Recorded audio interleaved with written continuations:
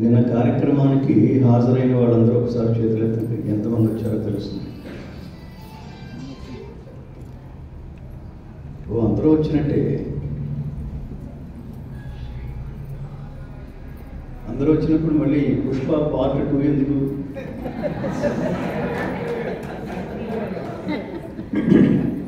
నేను ఏవైతే చెప్పుకోలేదో అవన్నీ చెప్పుకుందాం.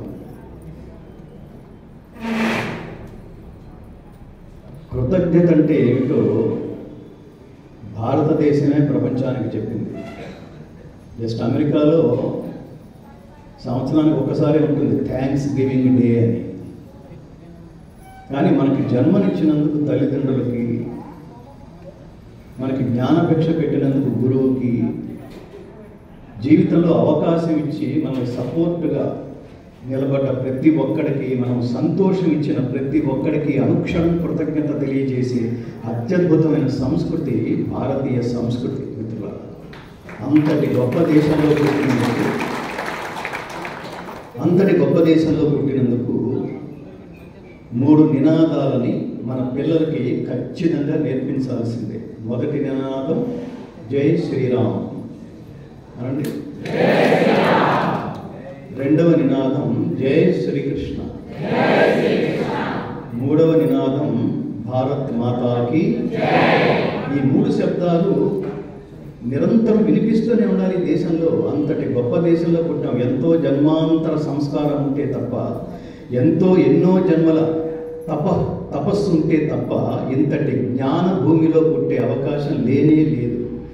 ఏ దేశమైనా, ఏ వంశమైనా ఆ వంశంలో పుట్టిన వాళ్ళ లేదా ఆ దేశంలో పుట్టిన వారి గొప్పతనం వల్ల ఆ వంశం నిలబడుతుంది, ఆ దేశ ప్రతిష్ట పెరుగుతుంది. మిగతా ప్రపంచం అంతా గుర్తుపెట్టుకోండి, మన చతుర్విధ పురుషార్థాలంటే ధర్మ, అర్థ, కామ, మోక్షాలు. ఈ 4 చతుర్విధ పురుషార్థాలలో భారతదేశం ప్రాధాన్యం ఇచ్చింది మొదటిదైన ఏమిటది? ధర్మము. చివరిదైన మోక్షము. ఈ 2 భారతదేశంలో ఇంపార్టెంట్ అని చెప్తున్నారు. కానీ మధ్యలో ఉన్నాయి చూడండి, ఏమిటది? అర్థము, కామం. ఈ అర్ధకామాల ప్రధానంగా అదే జీవితం అనుకుంటూ గడిపేవి మిగతా పాశ్చాత్య దేశాలు. గుర్తుపెట్టుకోండి, ఏవైతే అశాశ్వతమో వాటిని పట్టుకుని పాకులాడేవి మిగతా దేశాలు. అర్థం అంటే డబ్బు, కామం అంటే ఆ డబ్బుని ఆనందం కోసం కోరికల రూపంలో తీర్చుకోవడం. సో ఈ ఆనందము అశాశ్వతం, ఈ కోరికలు అశాశ్వతం. ఖచ్చితంగా మాట్లాడితే మానవ జీవితమే అశాశ్వతం. అందరికీ తెలుసు, తల్లి గర్భము నుండి ధనము తేడెవ్వడు, వెళ్ళిపోయేడి నాడు వెంట రాదు, లక్షాధికారైన లవణమన్నమే కానీ మెరుగు బంగారము మృంగబోడు. అంతే కదా వేదాంతం. ఎవరికి తెలియదు?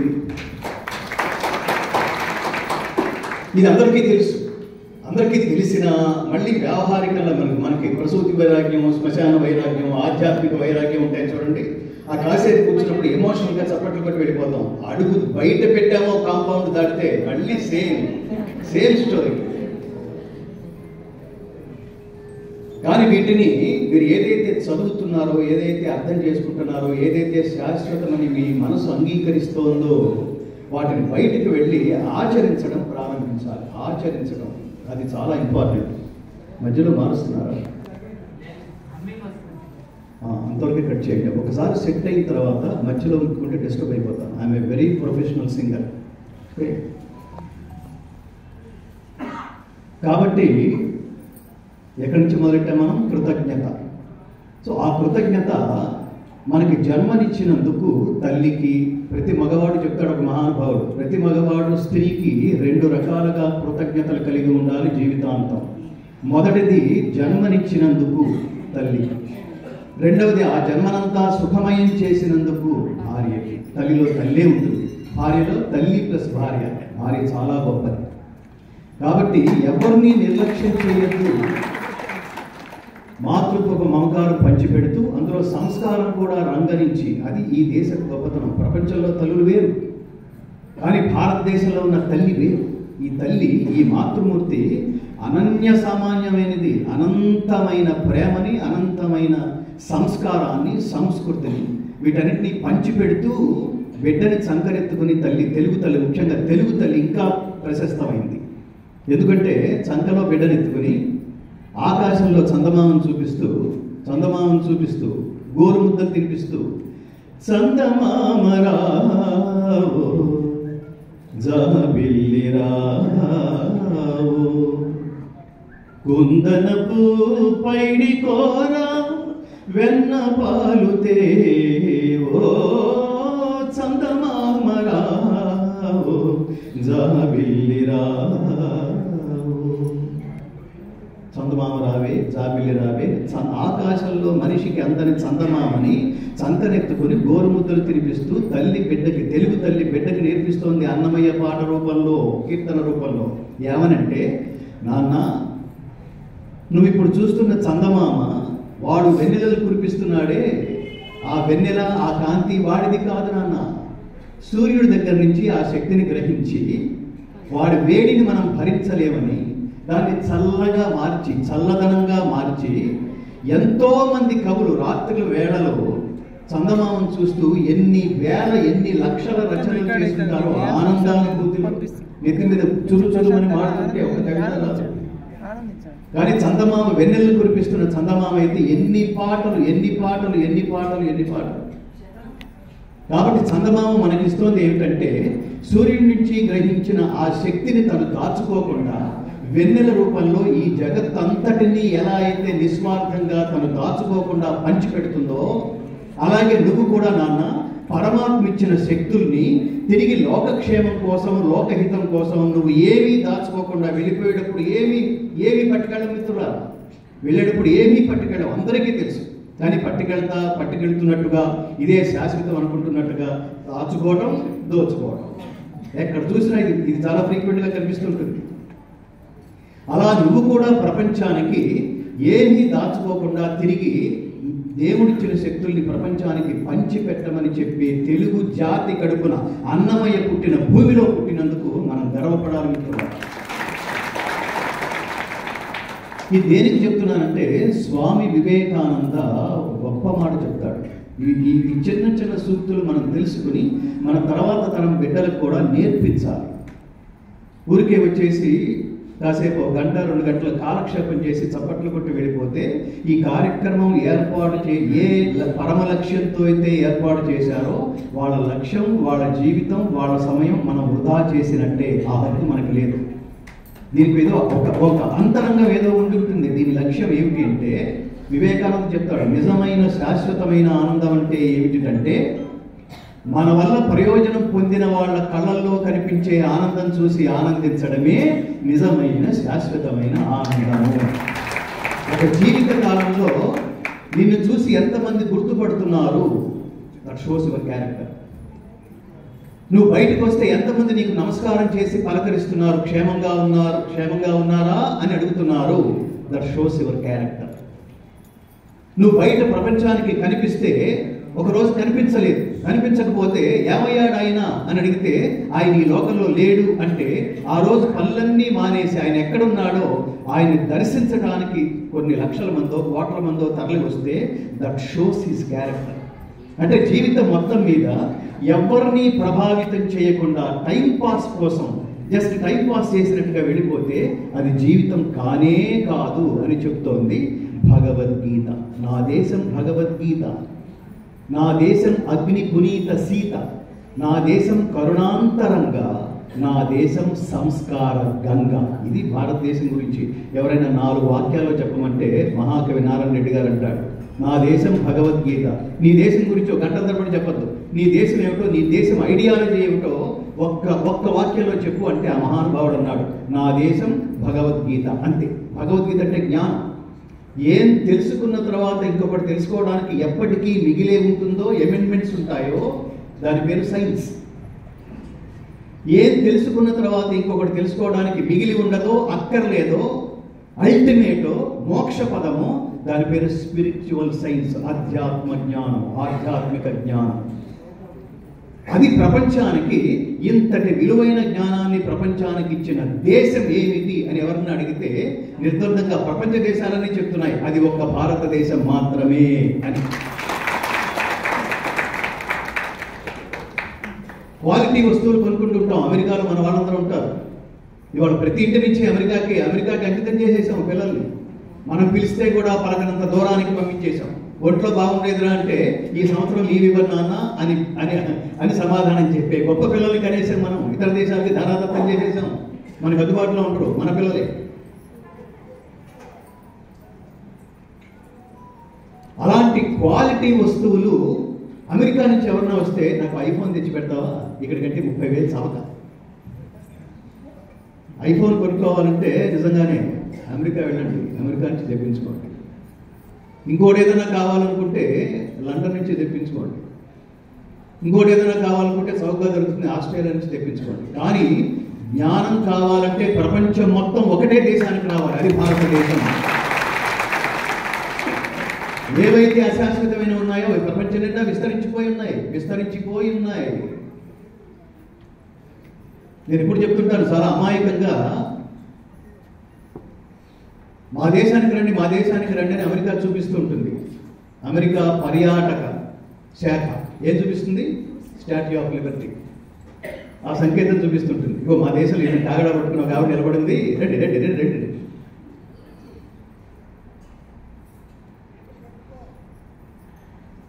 దుబాయ్ పిలుస్తుంది, బుర్జ్ ఖలీఫా అనే ఒక స్టాట్యూ ఒక కట్టడాన్ని చూపించి మా దేశానికి రండి, మా దేశం గొప్పతనం ఇది ఒకసారి ఎక్కితే చాలు ఫినిష్ అని.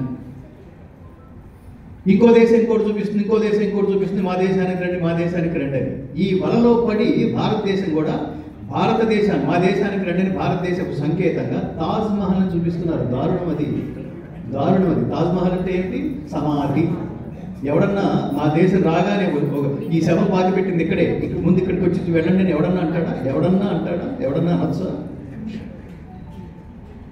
పైగా దానికి ఒక స్టోరీ చెప్తారు. తాజ్ మహల్ అంటే ఏమిటి? ఎవరు కట్టారు? షాజహాన్. ఎవరి కోసం కట్టాడు? ముంతాజ్ కోసం.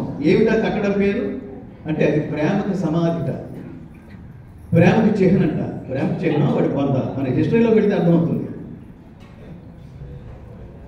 షాజహాన్ కొన్ని 7 భార్యల్లో 4వ భార్య పేరు ముంతాజ్. ఆ తర్వాత 3 చేసుకున్నాడు. అది ప్రేమ అంటే. ఈవిడ చేసుకోవడం కోసం ఈవిడ భర్తని చంపేసి ఈవిడ చేసుకున్నాడు. అద్భుతమైన ప్రేమ కదా, మనం నేర్చుకోవాల్సిందే.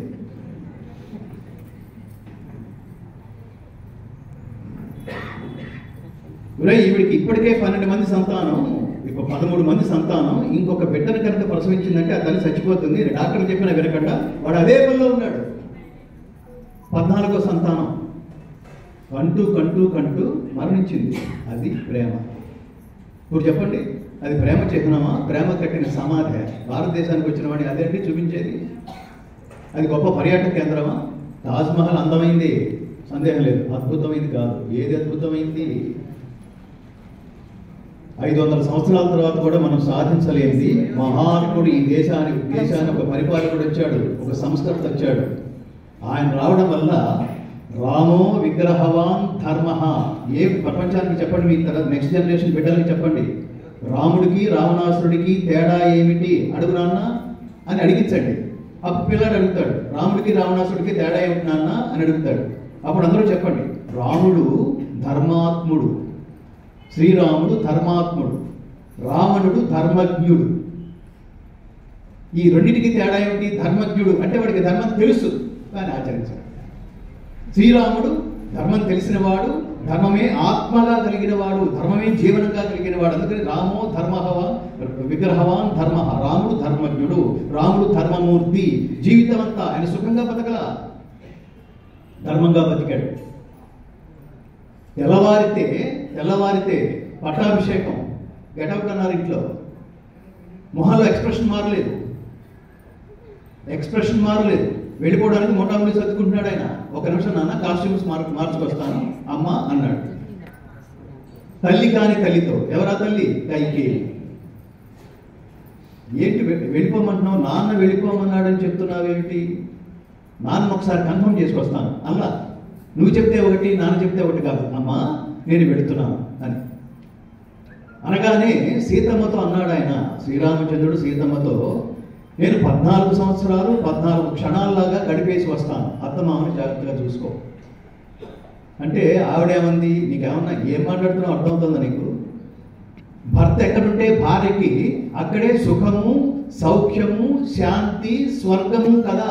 నీకు తెలియదా రామచంద్ర ధర్మం అంటే?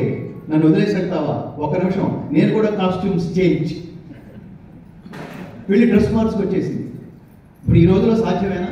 వీడిని చేసుకున్నాను, నెక్స్ట్ డే అడవులకి చిచి ఆ పెద్దవాడ సంబంధం చేసుకున్నా బాగుండేది అనుకో, ఆ రాజమండ్రి సంబంధం చేసుకున్నా బాగుండేది, నా జీవితం ఇలా ఇలా ఇలా ఏడ్చిందని అనుకోవట్లేదు. ఇప్పుడు నెక్స్ట్ డే కట్ పెళ్ళిళ్ళు చేసుకుంటున్నాం. నెక్స్ట్ డే వాళ్ళు కలిసి ఉంటారో లేదో, ఏ వార్త వస్తుందో తెలియదు. వాళ్ళ సమాజంలో అందరూ నిద్రరారా.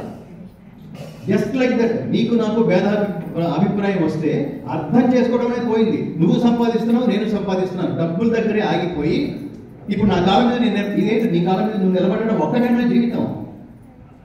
నీకు పుట్టే బిడ్డ మీ ఇద్దరిని చూసి ఏం అర్థం చేసుకుంటాడు వాడు? మా అమ్మ నాన్న ఏం సుఖపడి సచ్చారు కనుకలే మళ్ళీ నేను కొత్తగా పెళ్లి చేసుకోవడానికి నేను పెళ్లి చేసుకోను. ఇదేనా తర్వాత జనరేషన్స్కి మనం ఇచ్చేది? సీతారామచంద్రుల జీవితం నుంచి మనం దాంపత్య జీవితం గడపాలనుకునేవాడు తెలుసుకోవాల్సింది ఏమిటో తెలుసా మిత్రులారా? అధిక దుఃఖమైన ఆనందమైన కలసి చెమ్మగిల్లు కనులు రెండు ఆలుమగల జంట అట్లున్న ఎప్పుడే సౌఖ్య జీవనము సాధ్యమగును. ఇది వాడి గురించి తెలుసుకోవాలి. మనకి ఆనందం వచ్చినప్పుడు, బాధ వచ్చినప్పుడు ఒక కంట్లో నలుసు పడితే దానికి బాగా అయింది అని రెండో కన్ను ఎంజాయ్ చేయదు. ఒక కంట్లో నలుసు పడితే రెండు కళ్ళు వర్షిస్తాయి. ఒక దృశ్యం చూసి ఆనందించినప్పుడు రెండు కళ్ళు ఆనందిస్తాయి. అలాగే అన్యోన్య దాంపత్య జీవితానికి ఒకరినొకరు అర్థం చేసుకుంటూ, నీ కష్టం వస్తే నాకు వచ్చినట్టే, నీకు ఆనందం వచ్చి నాకు వచ్చినట్టే అని అనుకుంటేనే భార్యాభర్తల జీవితం, దాంపత్య జీవితం అద్భుతంగా జరుగుతుంది, కొనసాగుతుంది. ఇది భారతదేశం ప్రపంచానికి ఇచ్చిన గొప్ప సందేశం. మనిషి ఎలా ప్రవర్తించాలో చెప్తుంది రామాయణం. ఏం చెయ్యాలో రామాయణం చెప్తుంది, ఏం చేయకూడదో భారతం చెప్తుంది. ఏం చేస్తే పరమాత్మ అనుగ్రహం సంపూర్ణంగా పొంది శాశ్వతానందమయ స్థితి అయిన మోక్షాన్ని ప్రాప్తింపజేసుకుంటావో అది భగవద్గీత చెప్తుంది, భారతం చెప్తుంది. ఇవి ఎప్పుడు నేర్పించాలి పిల్లలకి? బాల్య దశ నుంచి. తర్వాత కాలంలో ఎలా బతకాలో జీవితం ప్రారంభంలో నేర్చుకుంటే తెలుస్తుందా? లేకపోతే 60-70 ఏళ్ళు దాటిన తర్వాత మాతృదేవో భవ అనే పదం తెలుసుకుని నిజమే అమ్మ చాలా గొప్పది, నిజమేరా అనుకునే సమయానికి వాడికి 70 ఏళ్ళు వచ్చినాయి. వెనక తిరిగి చూస్తే అమ్మ లేదు, వెనక ఎక్కడుంది? గోడెక్కింది, ఫోటో ఫ్రేమ్లో కనిపిస్తోంది. పితృదేవో భవ నిజమేరా అనుకునే టైంకి 70 ఏళ్ళు వచ్చినాయి. వెనక తిరిగి చూశాడు, మళ్ళీ ఆ పక్కనే నాన్న ఫోటో కూడా. ఎందుకు అప్పుడు తెలుసుకుని? ఎప్పుడు తెలుసుకోవాలంటే బాల్య దశ నుంచి. ఈ వేదిక మీద ఇప్పుడు మేము మాట్లాడే గంటన్నర ప్రతి వాక్యం గుర్తుపెట్టుకోండి మిత్రులారా, తల్లులారా, తండ్రులారా. తర్వాత మీ బిడ్డలకు అందజేయండి. అప్పుడు హిందూయిజం బాగుపడుతుంది, సనాతన ధర్మం బాగుపడుతుంది. హిందూ శబ్దం లేదు మన పురాణాల్లో, ఇతిహాసాల్లో. దీని పేరు సనాతన ధర్మం. ఈ చిన్న చిన్న పదాలకు అర్థం తెలుసుకోవాలి. కర్మ అంటే ఏమిటి, పుణ్యం అంటే ఏమిటి, పాపం అంటే ఏమిటి, ధర్మం అంటే ఏమిటి, సనాతనం అంటే ఏమిటి, చిన్న చిన్న కీవర్డ్స్. ఇవి తెలుసుకుంటే మన ధర్మం మనలో అత్యంత బలీయంగా ప్రతిష్ఠించబడుతుంది మిత్రులారా. సనాతన ధర్మం అంటే అసలు ధర్మం అంటే ఏమిటి, మతం అంటే ఏమిటి? మతము ఇమే మత అంటుంది భగవద్గీత. ఎక్కడున్నారైనా శ్యామచంద్ర గారు?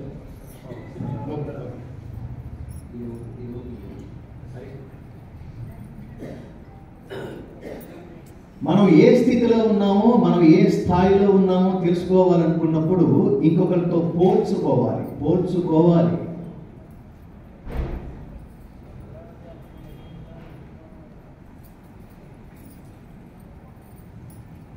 పాటలు పాడేవాళ్ళుగా మనం ఏ స్థాయిలో ఉన్నామో తెలుసుకోవాలంటే ఏం చేయాలి మనం? ఇందాక ఆ తల్లి పాడింది, అద్భుతంగా పాడింది.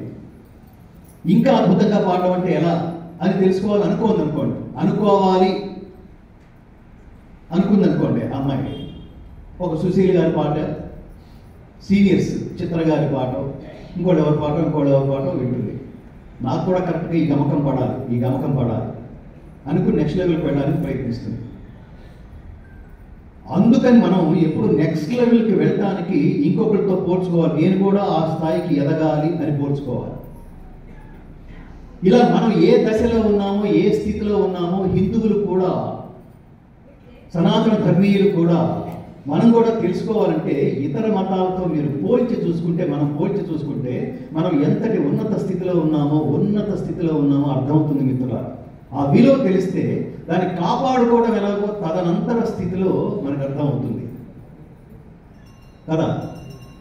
ఇతర మతాలతో పోల్చుకోండి. మీ ప్రపంచంలో మిగతావన్నీ మతములు. మతం అంటే ఏమిటి? వ్యక్తిగత అభిప్రాయం. ఎవరి అభిప్రాయం అయితే వ్యక్తిగతం అవుతుందో, ఎవరి అభిప్రాయం అయితే ఒక వర్గానికి మాత్రమే, ఒక సమాజానికి మాత్రమే పరిమితమైన అభిప్రాయం అవుతుందో దాని మతం అంటారు.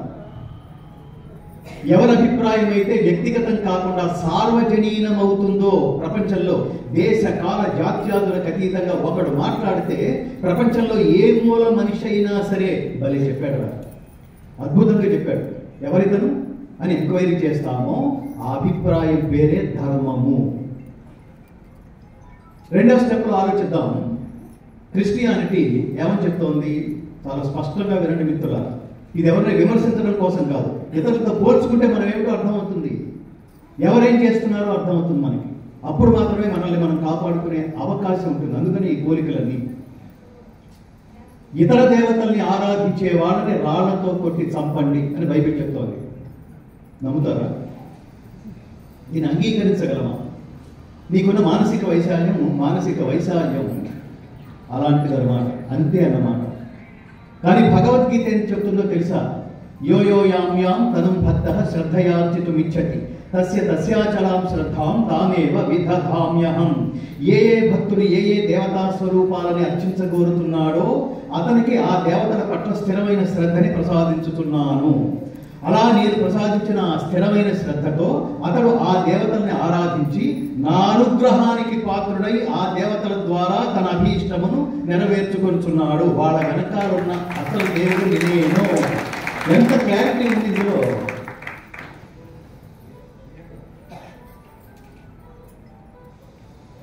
ఇస్లాం వాళ్ళు ఫాలో అయ్యే గ్రంథం పేరేమిటి? ఖురాన్. ఏమని చెప్తుందో తెలుసా?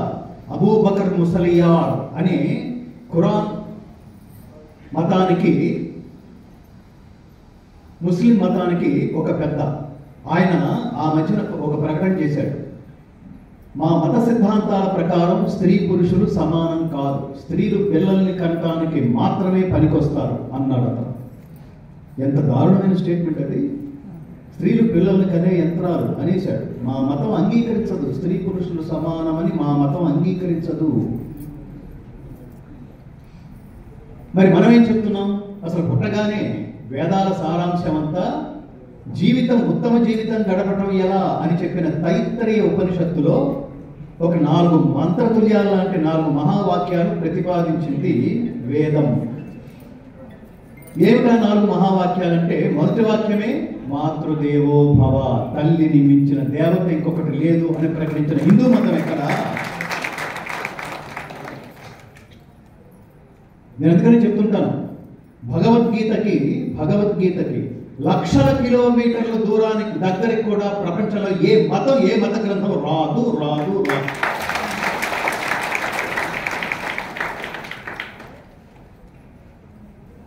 నేను చెప్పాను, మళ్ళీ ప్రస్తావిస్తాను. క్రిస్టియానిటీ ఫాలో అయ్యే బైబిల్ జీసస్ రాయలేదు. ఆయన వెళ్ళిపోయిన 200 సంవత్సరాల తర్వాత ఆయన శిష్యులను చెప్పుకున్న వాళ్ళ చేత రచించబడింది. ఆయన చెప్పుకున్నాడు, ఆయన సన్ ఆఫ్ గాడ్ అని చెప్తున్నాడు. నేను దైవ కుమారుణ్ణి. ఇక్కడ మహమ్మద్ ప్రవక్త ఏమి చెప్తున్నాడు? నేను దేవుడి దూతని, నేను దేవుడి ప్రవక్తని. దేవుడి ఆలోచనలు ఏమిటో నేను చెప్పడానికి వచ్చిన ఒక కైండ్ ఆఫ్ స్వామీజీని, అంతవరకే. కానీ ఇక్కడేమని చెప్తున్నాడు? సర్వస్య చాహం హృది సన్నివిష్ట మత్త స్మృతి జ్ఞానం అపోహరంచ వేదైశ్చ సర్వైరహమేవ వేద్యః వేదాంతకృద్వేద విదేవ చాహం. సర్వ ప్రాణంలో ఉన్న ఆత్మ నేనే. నేను ప్లాన్ చేస్తే మేకప్, నాకు అక్కర్లేకపోతే మేకప్. మనిషి చేస్తే అది కర్మ. జాగ్రత్తగా ఆలోచించండి. మనిషి చేస్తే దాని పేరు కర్మ. దాని ఏదో ఫలితం ఆశిస్తాం. ఈ కర్మ చేయడంలో కూడా నేను ఇది చేస్తాను, మరి నాకేమిటి అని అడుగుతాం. మనిషి చేస్తే దాని పేరు కర్మ. దేవుడు అదే కర్మను చేస్తే దాని పేరు కర్మ కాదు, లీల. పరమాత్మ పరమాత్ముడు లీలలో భాగంగా జరిగిన ఈ సృష్టిలో మనం నిమిత్త మాత్రులం. అది చెప్తాడు. తస్మాత్వముత్తిష్ఠ యశో లభస్వ జిత్వా శత్రుం భుంక్ష్వ రాజ్యం సమృద్ధం మయైవైతే నిహతాః పూర్వమేవ నిమిత్తమాత్రం భవ సవ్యసాచిం.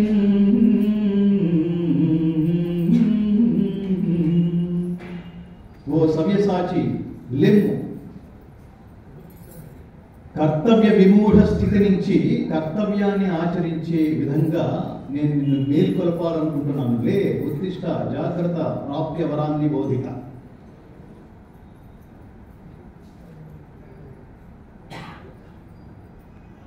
అలాంటి శ్రీకృష్ణ పరమాత్మ అర్జునుని నిమిత్తంగా చేసుకుని ఈరోజు మార్గశిర శుద్ధ ఏకాదశి, గీతా జయంతి. భారతదేశం ఎంత గొప్పదో తెలుసా? ఇక్కడ ధర్మం ఎంత గొప్పదో తెలుసా? ఇక్కడ సంప్రదాయం ఇంకెంత అత్యున్నతమైందో తెలుసా? పుస్తకానికి పుట్టినరోజు పండుగ జరుపుకోవడం ప్రపంచంలో ఎక్కడైనా ఉంటే ఎక్కడైనా ఉంటే. బైబిల్కి ఉందే, అది ఖురాన్కి ఉందే. నిజంగా ఎప్పుడు రాశారో ఆధారాలు ఉన్నాయా? మిత్, మొత్తం మిత్. కానీ ఇక్కడ ఖచ్చితంగా డేట్లతో సహా మార్గశిర శుద్ధ ఏకాదశి పిల్లలందరికీ నేర్పించండి, పిల్లలందరికీ చెప్పించండి. సినిమా హీరోలు చూపించి పలానా వాటి డేట్ ఆఫ్ బర్త్ ఏంటంటే చెప్పేస్తారు పిల్లలు. ఎంత నాలెడ్జో! అమ్మా నాన్న పుట్టినరోజు పండుగలు తెలియవు, డేట్లు తెలియవు, వీళ్ళ పుట్టినరోజు కూడా తెలియదు, తిథి తెలియదు, వారాలు తెలియవు.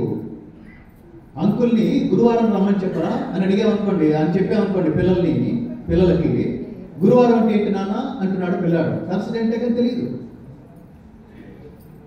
ఇంగ్లీష్ని కాటుకలా దిద్దుకో కానీ ఒళ్ళంతా పోసుకుంటే నల్లబడతావు అన్నాడు ఎవరో మహానుభావుడు. పూసేసుకున్నాం. పిల్లవాడు పుట్టిన దగ్గర నుంచి వాడితో ఇంగ్లీష్లో మాట్లాడుతుంటే అమ్మకి ఎంత ఆనందమో, వాడు తిరిగి ఇంగ్లీష్లోనే రిప్లై ఇస్తుంటే ఎంత ఆనందమో.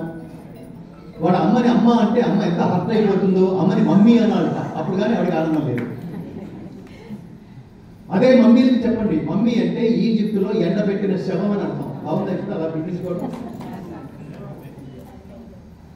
చూశాం కదా, మమ్మీ 1 మమ్మీ 2. ఏమి ధర్మం అది? నాన్న అని పిలవండి.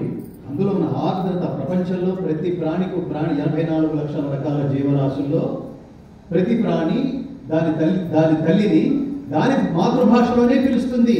ఆవు అంబా అంటుంది. అంతేగా లైన్ కింగ్ సినిమా చూసి వచ్చి సింబా అంటూ. మరి మనకేమిటి ఇతర భాషల్లో మమ్మీ ఏంటి, డాడీ ఏంటి? వాట్ నాన్ సెన్స్ ఇది. వాడు పుట్టగానే స్కూల్కి పంపించాము. స్కూల్కి పంపించగానే ఇంగ్లీష్ టీచర్ చాలా ఎమోషనల్. ఆవిడ ఏమని చెప్తుంది? London bridge falling down. నా చిన్నప్పటి నుంచి పడిపోతూనే ఉండదు. Falling down. వాడికి భయపెట్టడం తప్ప, అందులో శాడిజం తప్ప వాడికి నేర్పించే వాడికి ఏమైనా హితం చెప్పే విషయం ఏమన్నా ఉంటే అందులో ఏం లేదు. Baa baa black sheep have you any wool. దానికంత పొచ్చుంటే మన పిల్లలకి ఎందుకు? హాట్ క్రాస్ బన్స్ 1 అయిపోయింది, 2 అయిపోయింది, హాట్ క్రాస్ బన్స్ అంటే వాడు ఏమని చెప్తున్నాడు? వాడు చాలా తెలివైన వాడు. వాడు ఏమని చెప్తున్నాడంటే భవిష్యత్తులో నీకు ఏ మాత్రం తేడా ఉన్నా చివరికి బండి మీద రొట్టెలు అమ్ముకోవడమే అని చెప్పినాడు కదా. కానీ మనం అలా చెప్పలేదు మిత్రులారా. మనది జ్ఞాన పరంపర. మన బిడ్డలకి చిన్నతనం నుంచి ఏం నేర్పిస్తామంటే, అరుగులన్నిటిలోన ఏ అరుగు మేలు, పండితులు కూర్చుండు మా అరుగు మేలు. ఎంత జ్ఞానం అది, ఎంత జ్ఞానం! ఆ అంటే అమ్మ, ఆ అంటే ఆవు అంటే ఎంత జ్ఞానం ఉంది. అమ్మ తర్వాత అంతటి క్షేమాన్ని మనకి పాల రూపంలో ప్రసాదించే తల్లితో తత్తుల్యమైనది, తల్లితో సమానమైనది గోమాత.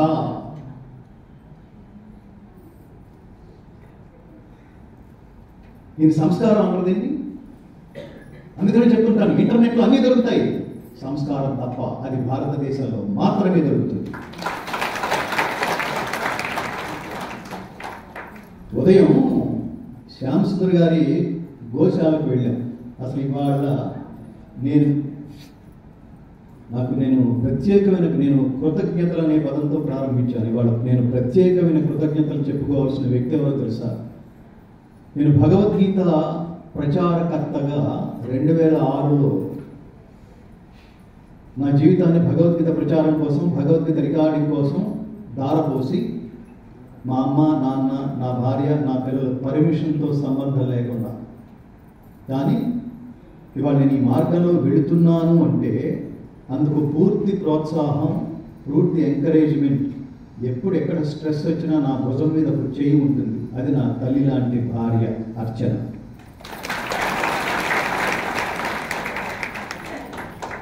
నేను భగవద్గీత రికార్డింగ్లో, భగవద్గీత కంపోజింగ్లో నేను అట్లా కూర్చుని పాట పాడుతున్నాను అనుకోండి, అది మా ఆవిడకి ఇష్టం లేదనుకోండి. చూడండి, ఇంట్లో తేడా ఉంటే బయట ఏ పని చేయలేము, బయట తేడా ఉంటే ఇంట్లో సరిగ్గా ప్రవర్తించలేము. రెండింటినీ జాగ్రత్తగా ప్లాన్ చేసుకోవాలి. భగవద్గీత నాకు కూడు పెడుతుందా?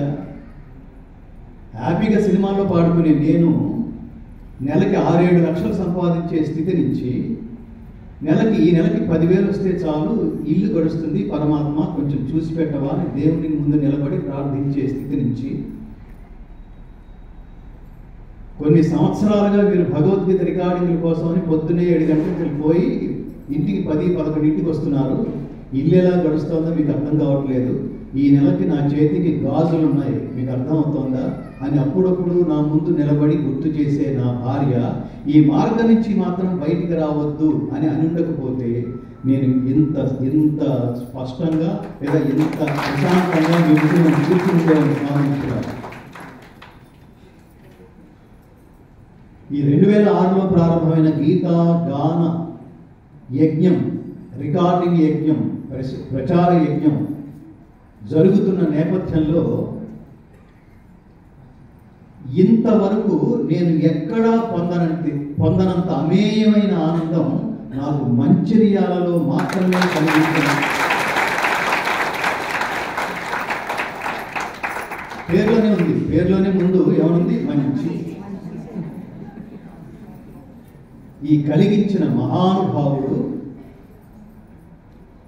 సోషల్ కాస్ట్యూమ్స్లో కనిపించే నిజమైన నిఖార్సైన లోక శ్రేయస్సు కోసం మాత్రమే జీవితం గడపాలి అని అనుకునే నిస్వార్థ నిష్కామ కర్మయోగి శ్యామసుందర్ గారు.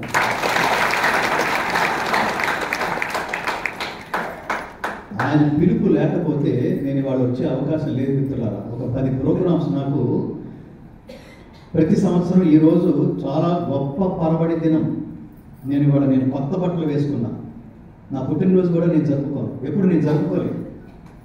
భగవద్గీత నా శరీరంలోకి ఎప్పుడైతే ప్రవేశించిందో ఆ రోజే నా నిజమైన పుట్టినరోజుగా భావిస్తాను. నా జీవితాన్ని 2 భాగాలుగా విభజించుకుంటే భగవద్గీతకు ముందు, భగవద్గీత తర్వాత. పాత రోజుల్లో ఒక యాడ్ వచ్చేది చూడండి, జీవంటూ తినక ముందు, తిన్న తర్వాత లాగా. పిల్లలకు చేరవలసింది ఇది కదా. భగవద్గీత రికార్డింగ్ టైంలో మీకు ఆ ఇన్సిడెంట్ కూడా చెప్తాను. దాదాపుగా 125 సినిమాల్లో నేను పాడి, తెలుగు కన్నడ ఫిల్మ్స్లో పాడుతూ ఉన్నప్పుడు సడన్గా ఒక రియలైజేషన్, దీని జ్ఞానం ఉంటాం, ఆత్మజ్ఞానం ఉంటాం. గీత చెప్తుంది, ఏషా బ్రాహ్మీ స్థితి పార్థ నైనాం ప్రాప్య విముహ్యతి స్థిత్వా స్యామంతకాలేపి బ్రహ్మ నిర్వాణమృచ్ఛతి బ్రహ్మ నిర్వాణమృచ్ఛతి. ఆత్మజ్ఞానపూర్వక కర్మానుష్ఠానము అని గొప్ప మాట మాట్లాడుతుంది. పెద్ద పెద్ద మాటలాగా అనిపిస్తాయి, కాదు, చాలా చిన్న మాట. ఏ పని చేసినా జాగ్రత్తగా ఆలోచించి చేయరా అని చెప్తాను భగవద్గీత. ఏ పని చేసినా దాని పట్ల స్పష్టమైన అవగాహన ఏర్పరచుకుని చేయరా అని చెప్తుంది భగవద్గీత. ఏ పని చేసినా ఆ పని చేసే శక్తినిచ్చిన పరమాత్మకే దీని ఫలితాన్ని అర్పించి చేయమని చెప్తుంది. ఎంత లాజికల్గా మాట్లాడతాడు శ్రీకృష్ణ పరమాత్మ. నీది కాదు, ఏది నీది కాదు. ఇప్పుడు ఆలోచన వచ్చిందంటే నీది కాదు, అన్నీ నీదే అయితే, అన్నీ నువ్వే అయితే ఒకప్పుడు సక్సెస్ అవుతున్నావు, ఇంకో కాలంలో ఫెయిల్యూర్ అవుతున్నావు. ఎందుకని? అంతా నువ్వే అంటే ఇప్పుడు జీవితాంతం ఒడి దగ్గర పెట్టుకుని ఉండాలి కదా. అంతా నువ్వే అయితే అంతా నీదే అయితే అసలు నీ శరీరం, నీ ఆరోగ్యం, నీ వయస్సు, నీ యవ్వనం అన్ని నీ చేతిలోనే ఉండాలి కదా. ఎందుకు ఉండలేదు? ఒకప్పుడు బుర్ర పని చేస్తోంది, ఒకప్పుడు పని చేయట్లేదు. ఎందుకని? ఒకప్పుడు ఆనందంగా ఉన్నావు, ఇప్పుడు నా మూడు బాగుండలేదన్నావు. ఎందుకని? అన్ని నువ్వే అంటున్నావు కదా. ఏది నీది కాదు, ఏది నువ్వు కాదు, ఏది నువ్వు ప్లాన్ చేసుకోలేదు, ప్లాన్ చేసుకోలేవు అనుకుంటావు నువ్వు. నేను ప్లాన్ చేసుకున్నానని. ఆ ప్లాన్ చేసుకుంటే సక్సెస్ అయిపోవాలి కదా. ఒక సినిమా సూపర్ హిట్, ఇంకో సినిమా ఫ్లాప్. ఎందుకని? వాడు సరిగ్గా చేయలేదా? వాడు దేవుడు పూజ చేసే మొదలెట్టాడు కదా. ఆ సినిమా కూడా కొబ్బరికాయ కొట్టే మొదలెట్టాడు కదా. ఎందుకని ఫ్లాప్? ఎందుకని హిట్? ఎందుకని నువ్వు కూడా కంటిన్యూస్గా హిట్స్ ఇవ్వగలవా? లేదు, ఒకసారి ఫ్లాప్లు మొదలవుతాయి. ఎందుకని? కేయూరాని నభూషయంతి పురుషం హారాన చంద్రోజ్వల నస్నానం న విలేపనం న కుసుమం నాలంకృత మూర్ధజ వాణ్యేక సమలంకరోతి పురుషం యా సంస్కృత ధార్యతే క్షీయంతే కిల భూషణాన్ని సతతం వాగ్భూషణం భూషణం అన్నాడు. అంటే దాని అర్థం ఏంటంటే, ఊరికి లౌకికంగా చెప్పుకున్నాం, నీ అందమైన కర్లీ హెయిర్ చూసి నిన్ను ప్రేమించాను అన్నాడు అనుకోండి.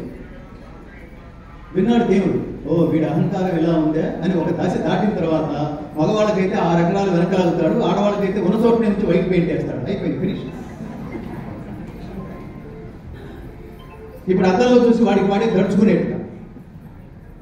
ఈ వేదాంతం నాకు ఒక్కసారి అనిపిస్తుంటుంది, ఈ వేదాంతం మనకంటే కూడా ఒక శాఖకి బాగా తెలుసు.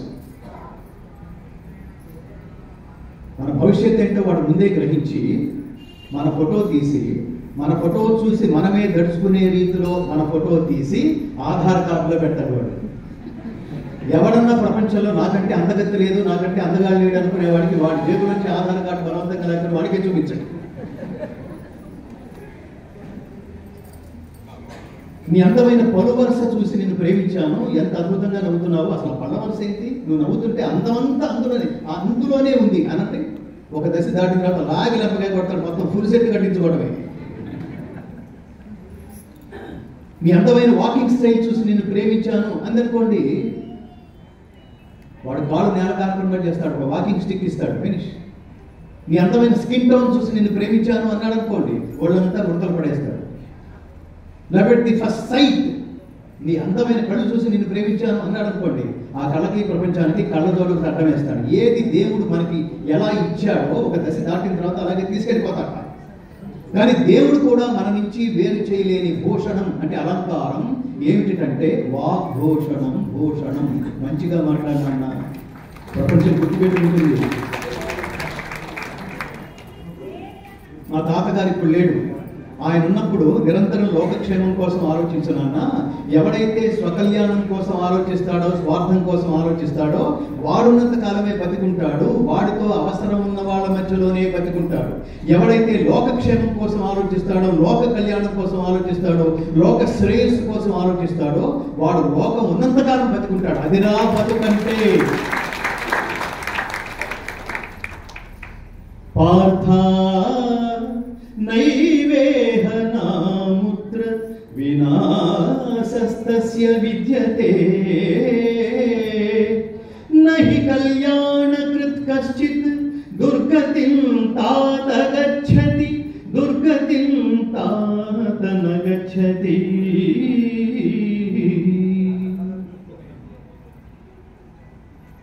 నాయనా, యోగ స్థితిని పొందగోరే వాడికి ఇహపరలోకములందు వినాశం కలగదు. యోగం అంటే ఏమిటి? యుజ్యతే ఇది యోగ. యోగం అంటే కలయిక. ఎవరితో కలయిక? ఏ ఇద్దరు కలిస్తే అది కలయిక కాదు. ఇద్దరు బ్యాంకు దొంగతనం చేయడం కోసం ఇద్దరు రాత్రి కూడా కలిస్తే అది కలయిక కాదు. ఎవరితో కలయిక? ఏ ఇద్దరు కలిస్తే లోకానికి క్షేమం జరుగుతుందో అది కలయిక. అలాంటి కలయిక కోసం సమకూరిన మహాత్ములందరూ కనుక ఈ గీత అధ్యయన మండలిలో కనుక కలిస్తే ఇది కలయిక. ఇది కలయిక.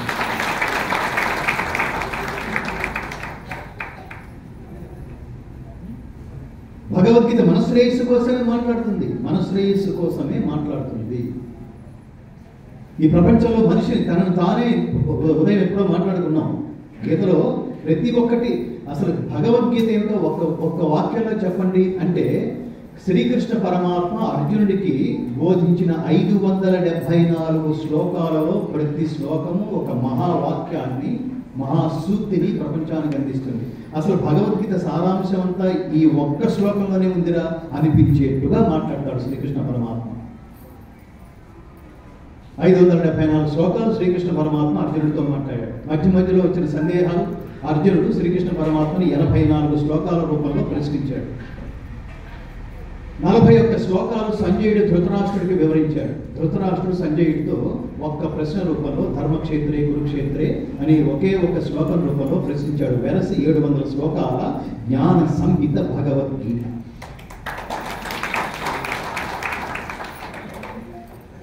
పిల్లలు స్కూల్కి వెళ్ళారు. సంవత్సరం అంతా టీచర్లందరూ పాఠం చెప్పేశారు. సిలబస్ పూర్తయింది. పూర్తవుతుండగా ఇంకొక వారం రోజుల్లో ఇంకొక నెల రోజుల్లో ఎగ్జామ్స్ దగ్గర పడతాయనగా టీచర్ కొంతమంది స్టూడెంట్స్ని ఉద్దేశించి, ఒరే నాన్న, సంవత్సరం అంతా నేను పాఠం చెప్పాను, నేను చెప్పేవి యథాతథంగా ఇక్కడున్న 100 మందికి పొరకెక్కాయి అనుకుంటే నాకంటే తెలివి తక్కువ వాళ్ళు ఇంకొకరు ఉంటారు, నాకు తెలుసురా, మీలో కొంతమంది బద్దకస్తులు ఉంటారు.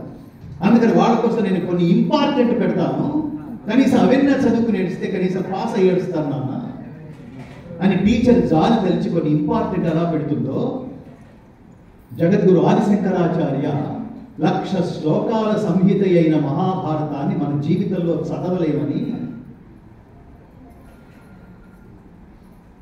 18 పర్వాలతో నిండి ఉన్న మహాభారతంలో 6వ పర్వమైన భీష్మ పర్వంలో 25వ శ్లోకం 25వ అధ్యాయం నుంచి 42వ అధ్యాయం వరకు ఉన్న 18 అధ్యాయాల రూపంలో ఉన్న 700 శ్లోకాల్ని పక్కకి తీసి ఈ 700 నేర్చుకుంటే మీరు లైఫ్లో సెటిల్ అయిపోవచ్చు. 10th క్లాస్ పాస్ అయినటువంటి అర్థం ఏమిటో తెలుసా మిత్రులారా? ఇంటర్మీడియట్లో చేరే అర్హత సంపాదించడం మాత్రమే, అంటే జీవితం అంతా పాస్ అయిపోయినట్టు కాదు. కానీ ఈ 700 భగవద్గీతలో 700 శ్లోకాలు కనుక మీరు చదివితే ఫస్ట్ లెవెల్, రెండో లెవెల్లో ప్రతిపదానికి అర్థం తెలుసుకుంటే అది సెకండ్ లెవెల్, థర్డ్ లెవెల్లో దాని తాత్పర్యం తెలుసుకుంటే, ఫోర్త్ లెవెల్ దాన్ని ఆచరిస్తే, ఫిఫ్త్ లెవెల్ దాన్ని ప్రచారం చేస్తే భారతదేశానికి 500% పూర్వ వైభవం వస్తుందనడంలో ఎంత మాత్రం సందేహం లేదు.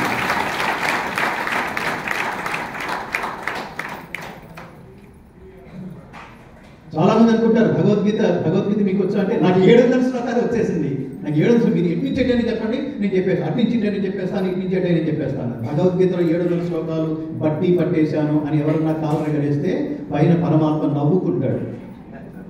ఎందుకో తెలుసా? ఆ పరమాత్మ దృష్టిలో భగవద్గీత రావడం అంటే అర్థం చేసుకుని ఆచరించడం రావడం అర్థం, కానీ బట్టి పట్టడం కాదు మిత్రులారా. భగవద్గీత ఆచరణ గ్రంథం, బట్టి పట్టే గ్రంథం కాదు.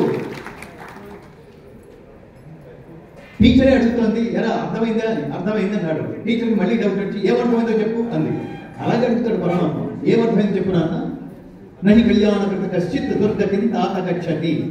ఎన్నో తెలుసుకుంటున్నాం ప్రపంచంలో. మన ఊళ్ళో మన దేశంలో ఉన్న భగవద్గీత తెలుసుకోకపోవడం కంటే దేశ ద్రోహం ఇంకొకటి లేదు మిత్రులారా. దేశ ద్రోహం ఇంకొకటి లేదు.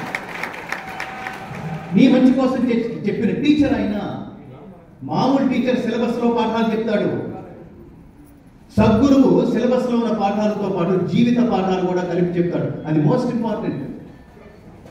ఈ 2 పాఠాలతో పాటు మనం వెళ్ళిపోయిన తర్వాత కూడా, ఈ లోకం వదిలి వెళ్ళిపోయిన తర్వాత కూడా, ఇంతకుముందు ఈ లోకంలో ఉండే ఒక మహానుభావుడు ఉండేవాడు, ఆయన ఉన్నప్పుడు ఇన్ని పనులు చేశాడు అనిపించేట్టుగా శాశ్వతమైన పనుల ద్వారా స్థిరంగా ఉండిపోతాడు. చూడండి, వాడు చరిత్రలో ఉండిపోతాడు. చరిత్రలో నీకో కొన్ని పేజీలుండాలి, చిందే వేయాలి నటన. ఎంత గొప్ప మాట మాట్లాడాడు అక్కడ. చరిత్రలో నువ్వు చరిత్ర చదువుకోవడం కాదు, నీ చరిత్రని ఇంకొకటి చదువుకునే స్థాయిలో నువ్వు ఎదగడమే నిజమైన జీవితం. ఇది తెలుసుకుంటేనే జీవితం సుసంపన్నం అవుతుంది మిత్రులు. శాశ్వతుడు కావాలి. త్యాగయ్య లేడు, క్షేత్రయ్య లేడు, అన్నమయ్య లేడు, రామదాసు లేడు, శ్రీకృష్ణదేవరాయలు లేడు, ఛత్రపతి శివాజీ లేడు. వీళ్ళెవరూ లేరు అనుకుంటూ నీ వాటికి మాట్లాడుకుంటున్నామంటే ఏంటది? లేరన్నాం, మళ్ళీ మాట్లాడుకుంటున్నామేంటి అంటే భౌతికంగా లేడు, మన హృదయాల్లో ఉన్నాడు. ఎలా ఉన్నాడు? ఆయన చేసిన లోక కళ్యాణ శ్రేయస్సు కోసం, లోక శ్రేయస్సు కోసం, లోక కళ్యాణం కోసం, విశ్వ శ్రేయస్సు కోసం, హిందూ ధర్మాన్ని నిలబెట్టడం కోసం, మన సంప్రదాయాన్ని కాపాడడం కోసం వాళ్ళేదో they did something before they left this earth. ఈ ప్రపంచం నుంచి వెళ్ళిపోయే లోపల ప్రపంచానికి శాశ్వతంగా ఏదో ఇచ్చి వెళ్ళారన్నమాట. అందుకని మిగిలిపోయారు. ఇవి కదా మనకి పాఠాలు. ఇవి కదా మనకి పాఠాలు.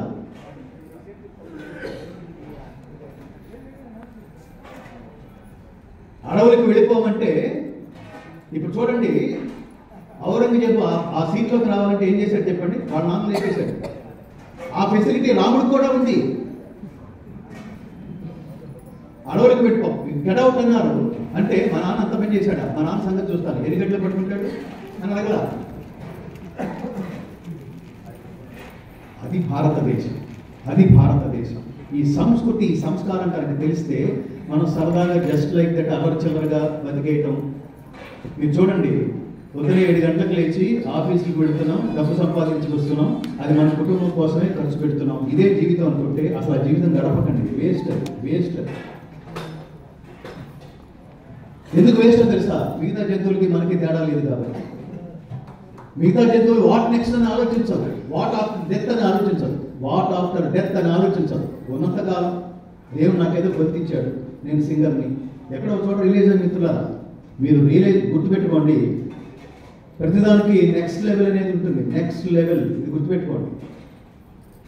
నెక్స్ట్ లెవెల్ అంటే ఏమిటో, ఉన్నత స్థితి అంటే ఏమిటో మీకు తెలిసేంత వరకు ప్రస్తుతం ఉన్న స్థితి అల్టిమేట్ అనుకుంటూ గడిపేస్తూ ఉంటాం. ఆ ఉన్నత స్థితి ఏమిటో తెలియజెప్పేందుకు ఎవడో మహానుభావుడు నీకు తారసపడాలి, లేదా జీవితంలో ఏదో ఒక ఇన్సిడెంట్ మిమ్మల్ని నిద్ర నుంచి మేలుకొల్పాలి. అది కొలపనంత కాలం, అది సాధ్యం కానంత కాలం మనం ఇక్కడే ఉంటాం, అదే లెవెల్లో ఉంటాం. కొడతాం పోతాం, కొడతాం పోతాం.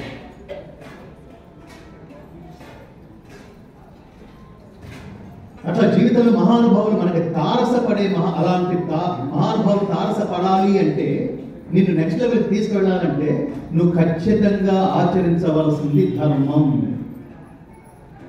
మనిషి గుర్తుపెట్టుకోండి, మనిషి మాట్లాడితే దాని మాట అంటారు, అదే మాట దేవుడు మాట్లాడితే దాని మంత్రము అంటారు. మంత్రానికి అత్యంత అమేయమైన శక్తి ఉంటుంది మిత్రులారా. ఖురాన్ రాసిన వాడు మనిషే, మాటే. బైబిల్ రాసిన వాడు మనిషే, అది మాటే. కానీ ఇక్కడ చెప్పిన వాడు, దీని పేరేమిటి? భగవద్గీత. సాక్షాత్తు పరమాత్ముడే మాట్లాడింది, అందుకని మంత్రాలు అవి.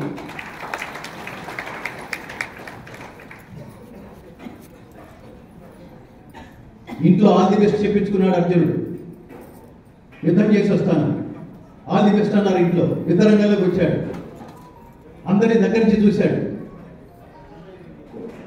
ఏమైపోయాడు? అతని విషాదానికి 3 కారణాలు. ఏడుస్తూ కూర్చున్నాడు. గాంధీవం సంసతే హస్తాత్ త్వచ్చైవ పరిదహ్యతే.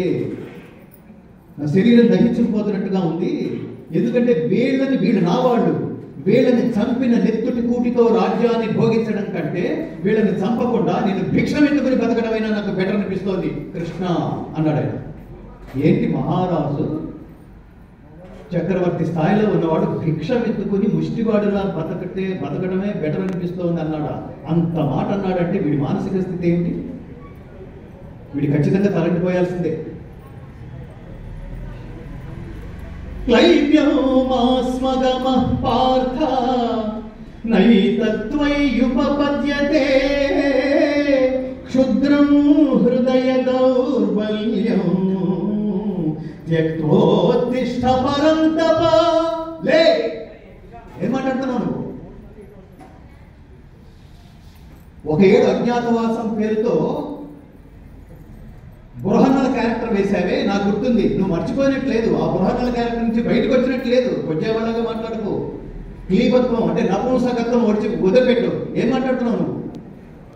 సంభావితస్య చ కీర్తి మరణాత్ అతిరిచ్యతే. గౌరవము కలవానికి అపకీర్తి మరణము కన్నా అధికమైనది పార్థ. ఎంత గొప్ప మాట మాట్లాడాడో చూడండి. జీవితంలో ఎప్పుడు చెడ్డ పేరు తెచ్చుకునే పని ఒకటి కూడా చెయ్యకు. చేస్తే ఏమవుతుందో తెలుసా? గతంలో కురుక్షేత్ర సంగ్రామం జరిగింది, అక్కడ పేడివాడు వచ్చాడు, ఇంతమంది జనాలు చూసి బాగా ముడిచి ఐఎమ్ సారీ అని వెళ్ళిపోయాడు. అప్పుడు ఉన్నాడు చూసావా? ఆ వెధవలాగానే నువ్వు ఉంటావా? ఈ వెధవల రెఫరెన్స్ లో నేను మాట్లాడుకుంటారు. అలా ఉండాలనుకుంటున్నావా చరిత్రలో? అక్కడి నుంచి ఆ షాక్ ట్రీట్మెంట్ నుంచి ప్రారంభించాడు శ్రీకృష్ణ పరమాత్మ అర్జునుడికి గీతోపదేశం చేయడం. మళ్ళీ ఎంకరేజ్ చేస్తున్నాడు, టెన్షన్ పడుతూ నీకు షార్ట్ ట్రీట్మెంట్ ఇచ్చాను. నేనున్నాను కదా. యతో గావస్తతో కృష్ణ, యతో కృష్ణస్తతో ధర్మ, యతో ధర్మస్తతో జయ. ధర్మం ఎక్కడుంటే జయం ఎక్కడ ఉంటుంది. నేను ఎక్కడుంటాను? ధర్మం ఎక్కడుంటే నేను ఎక్కడుంటాను. నువ్వెక్కడున్నావు? నా పక్కనే ఉన్నావు. జయం లేదా నీకు? ఉండదా? నమ్మకం లేదా? నువ్వు యుద్ధం చేయమని అంటలేదు నేను. ఖచ్చితంగా నువ్వు క్షత్రియ పుత్రుడివిరా. నీ క్షత్రియ స్వభావమే నిన్ను యుద్ధానికి నియోగిస్తుంది. అందులో నాకేం డౌట్ లేదు. ఊరికి ఇప్పుడు నీకు తాత్కాలికమైన వైరాగ్యం వల్ల, తాత్కాలికమైన అజ్ఞానం వల్ల అలా ప్రవర్తిస్తున్నావు. ఒకసారి ఆలోచించు. ఏమన్నావు నువ్వు? నేను యుద్ధం చేస్తున్నాను అన్నావా? నేను అంటే ఏమిటో తెలుసా? అహంకారము. వదిలిపెట్టు. నా వాళ్ళతో యుద్ధం చేస్తున్నాను అన్నావా? నా వాళ్ళంటే ఏమిటో తెలుసా? మమకారం. వదిలిపెట్టు. నేను యుద్ధం చేస్తే నా వాడు చచ్చిపోతారు అంటున్నావా? చావడం ఏమిటి?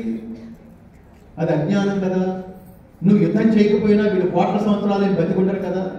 అయినా యుద్ధం జరుగుతుంది ధర్మానికి అధర్మానికి మధ్య కానీ వ్యక్తుల మధ్య కాదు కదా. నీ డ్యూటీ చేస్తున్నప్పుడు నీ డ్యూటీ బేస్డ్గానే ఉండాలి తప్ప అక్కడ బాంధవ్యాలను గుర్తు చేసుకుంటావేంటి? నాన్ సెన్స్ కదా. ఎంత సింపుల్గా చెప్పాడు చూడండి. ఇంట్లో ఉంటేనే అతని పేరు వెంకటేశ్వరరావు. పోలీస్ స్టేషన్కి వెళ్ళాడంటే అతను కానిస్టేబుల్ కావచ్చు, సిఐ కావచ్చు, డీజీపీ కావచ్చు. అతను ఏంటి? ఇప్పుడు ఒక పోలీస్ ఆఫీసర్. ఇప్పుడు అతని డిజిగ్నేషన్ ఏమిటి? Police officer. So police officer టోన్లో మాట్లాడాలి తప్ప వెంకటేశ్వరరావు మోడ్లో మాట్లాడకూడదు. ఎంత క్లారిటీ ఉందో చూడండి. ఇప్పుడు చెప్పండి. భగవద్గీత జీవన గీత, మరణ గీత. దీన్ని శవాల దగ్గర పెట్టచ్చా?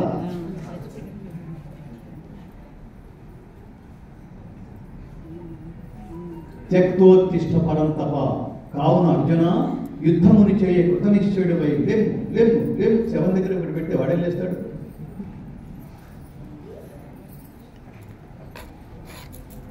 భగవద్గీతలో ప్రతి శ్లోకము జీవితానికి సంబంధించిన పాఠమే.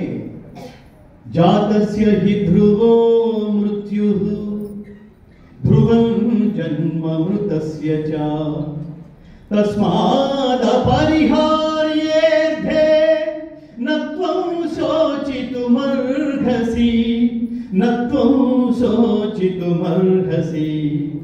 అర్జున, పుట్టిన వానికి మరణము తప్పదు, మరణించిన వానికి జన్మము తప్పదు. అనివార్యముగా ఈ విషయమును గురించి శోకింప తగదు పరంతప అన్నారు. పుట్టిన వానికి మరణము తప్పదు. ఆ మరణం అండర్లైన్ చేసి శవాల దగ్గర పెట్టేయటం. గీతాధ్యయనం మండలి మీద చాలా పెద్ద బాధ్యత ఉంది. ఎక్కడన్నా శవాల దగ్గర భగవద్గీత పెడితేనో లేదా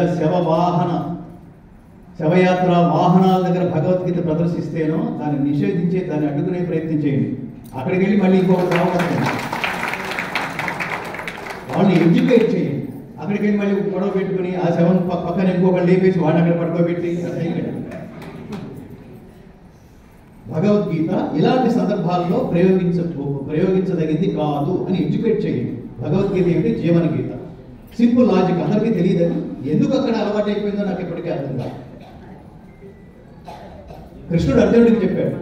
ఏం చెప్పాడు? కర్తవ్యాన్ని ఆచరించడానికి వచ్చి నేను ఆచరించను అంటే కర్తవ్యాన్ని ఆచరించాలరా, అది నీ ధర్మం అని చెప్తున్నా. జీవిత పాఠం అది. పిల్లలకు ఒక ధర్మం ఉంది. అన్డైవర్టెడ్ కాన్సన్ట్రేషన్. అనవసరంగా పిచ్చి పిచ్చి వేషాలు వేస్తూ 100 పనులు చేసుకుంటూ చదవకండి. చదివే సమయంలో చదువే కాన్సన్ట్రేషన్. బాగా చదవటం అంటే ఎలా అండి అని అడుగుతారు పిల్లలు. అదిగో ర్యాంక్ వచ్చింది చూసారా, వాళ్ళలాగా చదువు, అంతే రిఫరెన్స్. ఆ ర్యాంక్ వచ్చిన వాడు ఎలా చదివాడు? అదే తపస్సుగా చదివాడు. వాడికి ఏం డైవర్షన్స్ లేకుండా చదివాడు. అప్పుడు ప్రపంచం అంతా ఏం చేస్తోంది? చప్పట కొడుతోంది. మీ కాలేజీ ప్రిన్సిపాల్, మీ కాలేజీ చైర్మన్ ఆ పిల్లవాడి దగ్గర వచ్చి బొకే ఇచ్చి ఈ పిల్లవాడితో ఫోటో తీయించుకుంటున్నాడు. కాలేజీలో జాయిన్ అయ్యే ముందు ఏం చేశారు? ఆ చైర్మన్తో ఈ పిల్లల ఫోటో తీయించుకున్నారు. ఇప్పుడు ర్యాంక్ వచ్చి ఆ స్కూల్ పరువు, కాలేజీ పరువు నిలబెట్టాక చైర్మన్నే దిగొచ్చి, చైర్మన్ అంటే ఆ సంస్థకి దేవుడు అనుకోండి, వీడి భక్తుడు అనుకోండి, జీవుడు అనుకోండి, వీడితో దేవుడే దిగొచ్చి వీడితో ఫోటో దిగాడు. అదే జీవితం, అదే సారాంశం, అదే కర్మను ఆచరించడం అంటే. ఏ పని చేసినా తపస్సులాగా చేయి. మీకు చెప్పగలిగే అర్హత నాకు ఎందుకుందో తెలుసా మిత్రులారా? నేనే ఉదాహరణ. చాలా గర్వంగా చెప్పుకోగలను. బయట వాడు కూడా చెప్తే ఉదాహరణలాగా ఒక స్టోరీ లాగా ఉంటుందేమో. నాకు సినిమా పాటలు వద్దనుకున్నాను మిత్రులారా. ఒకసారి సీరియస్గా ఆలోచించాను. మనం చనిపోయిన తర్వాత దేవుడు పిపీలికాది బ్రహ్మ పర్యంతం అంటాం. జీవ నుంచి బ్రహ్మ దాకా ప్రతి అణువుకి ఒక శక్తి ఉంది. ప్రతి చరాచర ప్రాణికోటికి, ప్రతి ప్రాణికి ఒక అమేయమైన శక్తిని ఇచ్చాడు పరమాత్మ. నీకేం శక్తినిచ్చాడో నువ్వు ఐడెంటిఫై చేసుకోవాలి. దీని ఆత్మజ్ఞానం అంటాం. నేను బాగా పాడగలనా, ఇంకా బాగా పాడు. నేను బాగా పని చేయగలనా, ఇంకా అద్భుతంగా చేయి. నేను ఇంజనీర్నా, ప్రపంచంలో ఉన్న ఇంజనీర్లందరికీ నా పేరు తెలియాలి, అది ఇంజనీర్ అంటే.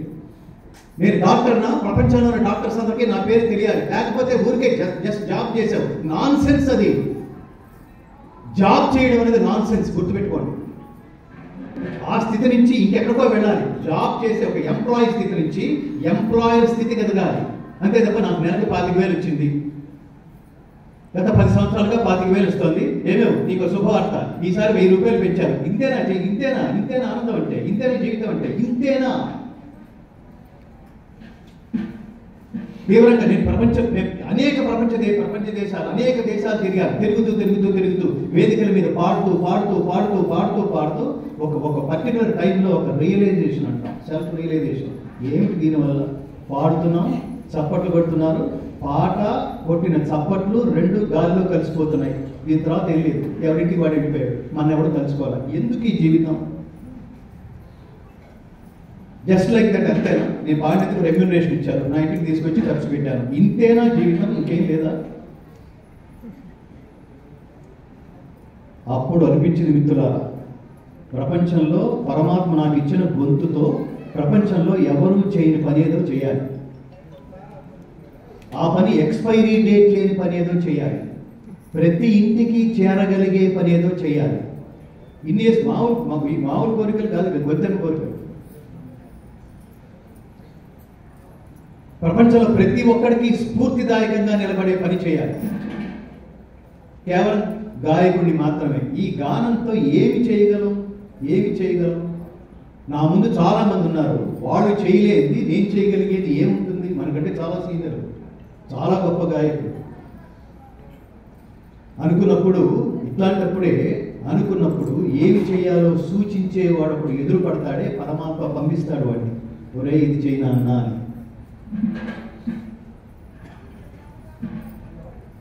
అట్లా నేను మరి దాన్ని సోదాహరణంగా వివరించలేను, కానీ ఒక మహాత్ముడి ఆశీర్వాదంతో ఇది చేస్తే నువ్వు శాశ్వతుడు అవుతావు అని చెప్పినప్పుడు, ఇది నేను చేయగలనా అని నేను అనుకున్నప్పుడు, ఎవడైతే నిన్ను ఆదేశించాడో నువ్వు చేసేది ఏముండదు. ఇంకా ఒకసారి పరమాత్మ చేతుల్లో పెడితే వాడే నిన్ను సాధనంగా ఉపయోగించుకుంటాడురా అని అన్నప్పుడు 2006లో సంపూర్ణ భగవద్గీత గాన రికార్డింగ్ యజ్ఞం ప్రారంభించి, అసలు ఎంతమంది హిందువుల చేతుల్లో భగవద్గీత ఉంటే ఎంతమంది చదువుతున్నారు, చదివితే ఎంతమంది ప్రపంచానికి ప్రచారం చేస్తున్నారు అంటే దానికి చాలా దారుణమైన సమాధానం లభించింది మిత్రులారా.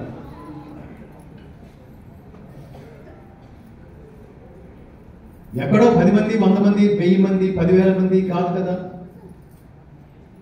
85% హిందువులు ఉన్నప్పుడు ఎంత భారతదేశంలో 90 కోట్ల మంది హిందువులు ఉన్నప్పుడు 90 కోట్ల మందికి భగవద్గీత వచ్చేయాలి కదా. ఇంపార్టెంట్ అనుకోవట్లా, దురదృష్టం అది. నువ్వేమిటో తెలుసుకునే ప్రయత్నం చేయట్లా, నీ దేశం ఏమిటో తెలుసుకునే ప్రయత్నం చేయట్లా, ఏది చదివితే నువ్వు శాశ్వతుడు అవుతావో తెలుసుకునే ప్రయత్నం చేయటం లేదు. ఎందుకంటే భగవద్గీత సంస్కృతంలో ఉంటుంది, దాని తాత్పర్యం తెలుగులో ఉంటుంది. మన ప్రభుత్వాలు బ్రహ్మాండంగా ప్లాన్ చేసి సంస్కృతం మనకు అందకుండా చేశారు, తెలుగు కూడా మనకు అందకుండా చేశారు. ఇంగ్లీష్. ఒక్క ముఖ్యమంత్రి అన్నా, ఒక్క మంత్రి అన్నా, మీరు ప్రపంచంతో బతకడం కోసం ఇంగ్లీష్ నేర్చుకోండిరా, తప్పులేదు. కానీ నేను ఎప్పుడన్నా మిమ్మల్ని తెలుగులో పలకరించినప్పుడు మీరు తెలుగులో సమాధానం చెప్పకపోతే నేను హర్ట్ అవుతాను. తెలుగు బతికించి తీరాల్సిందే, బతకవలసిందే అని చెప్పిన మంత్రి ఎవడన్నా మనకు కనిపించాడండి?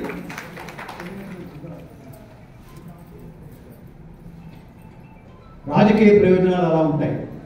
ఇప్పుడు రాజకీయాన్ని నిందించదు. అసలు మనకున్న బాధ్యత ఏమిటి? తల్లిదండ్రులు ఎంతసేపు, నిన్న చెప్పింది మళ్ళీ వాళ్ళు కూడా చెప్తున్నాను, విలువైన తల్లిదండ్రులు, అంతకంటే విలువైన మీ బిడ్డల కోసం రోజుకి ఎంత సమయం కేటాయిస్తున్నారు?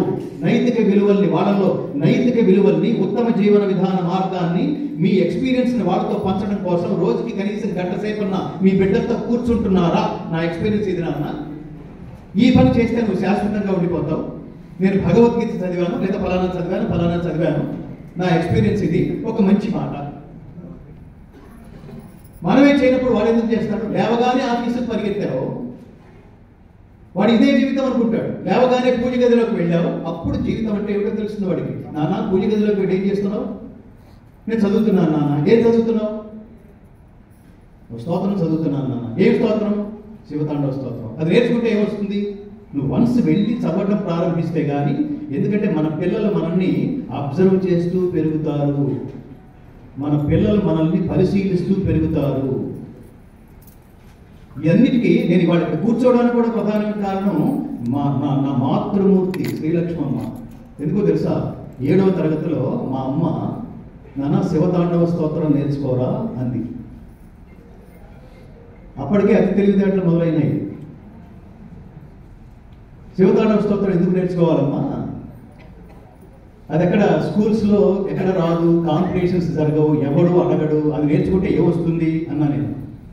టాప్ మన బుర్ర మీద ఒకటి వేసింది, ముందు నేర్చుకో, తర్వాత ఎందుకు నేర్చుకోమని చెప్తాను, నేర్చుకో అంది. మా అమ్మ మీద భయం కొద్దో భక్తి కొద్దో నేర్చుకున్నాను. ప్రఫుల్ల నీల పంకజ ప్రపంచకాలి మచ్చటా విళంబి కంఠకంధర రుచి ప్రబంధ కంధరం స్మరచ్చిదం పురచ్చిదం భవచ్చిదం మఖచ్చిదం గజచ్చికాంధకచ్చిదం తమంతకచ్చిదం భజే. ఓం నమః శివాయ. అగర్వ సర్వ మంగళ గళా కదంబ మంజరి రస ప్రవాహ మాధురి విజృంభణా మధువ్రతం స్మరాంతకం పురాంతకం భవాంతకం మఖాంతకం గజాంతకాంధకాంతకం తమంతకాంతకం భజే. ఓం నమః శివాయ. జయత్వదభ్ర విభ్రమ భ్రమ భుజంగమ స్ఫురద్ధగద్ధగద్వినిర్గమత్ కరాళ ఫాల హవ్యవాట్ ధిమి ధిమి ధిమి ధ్వనం మృదంగ తుంగ మంగళ ధ్వని క్రమ ప్రవర్తిత ప్రచండ తాండవ శివ. ఓం నమః శివాయ. దృషద్విచిత్రతల్పయో భుజంగమౌక్తిక స్రజోర్ గరిష్టరత్నోష్ట్రయో సుహృద్విపక్ష పక్షయో తృణారవిందు చక్షుషో ప్రజామహీ మహేంద్రయో సమం ప్రవర్తయన్మనః కదా సదా శివం భజే. ఓం నమః శివాయ. పూజావసాన సమయే దశవక్త్ర గీతం యశంభు పూజనమిదం పఠతి ప్రదోషే తస్య స్థిరాం రథ గజేంద్ర తురంగయుక్తాం లక్ష్మీం సదైవ సుముఖీం ప్రదదాతి శంభు. ఓం నమః శివాయ.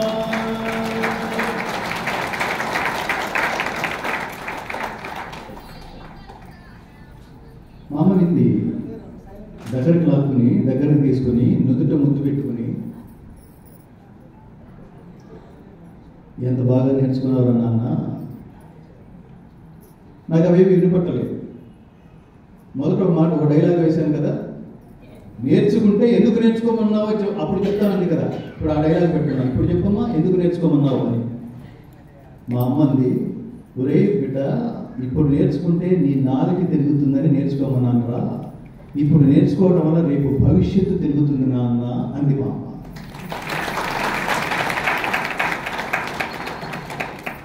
ఆ భవిష్యత్తు తిరగడం అంటే నాకు తెలియదు అప్పుడు. చాలా చాలా పెద్ద మాట అది. భవిష్యత్తు తిరగడం ఏమిటి? ఏదో రోడ్డు మీద వెళ్తుంటే యూటర్న్ తీసుకున్నట్టు, ఎందుకందో తెలియదు.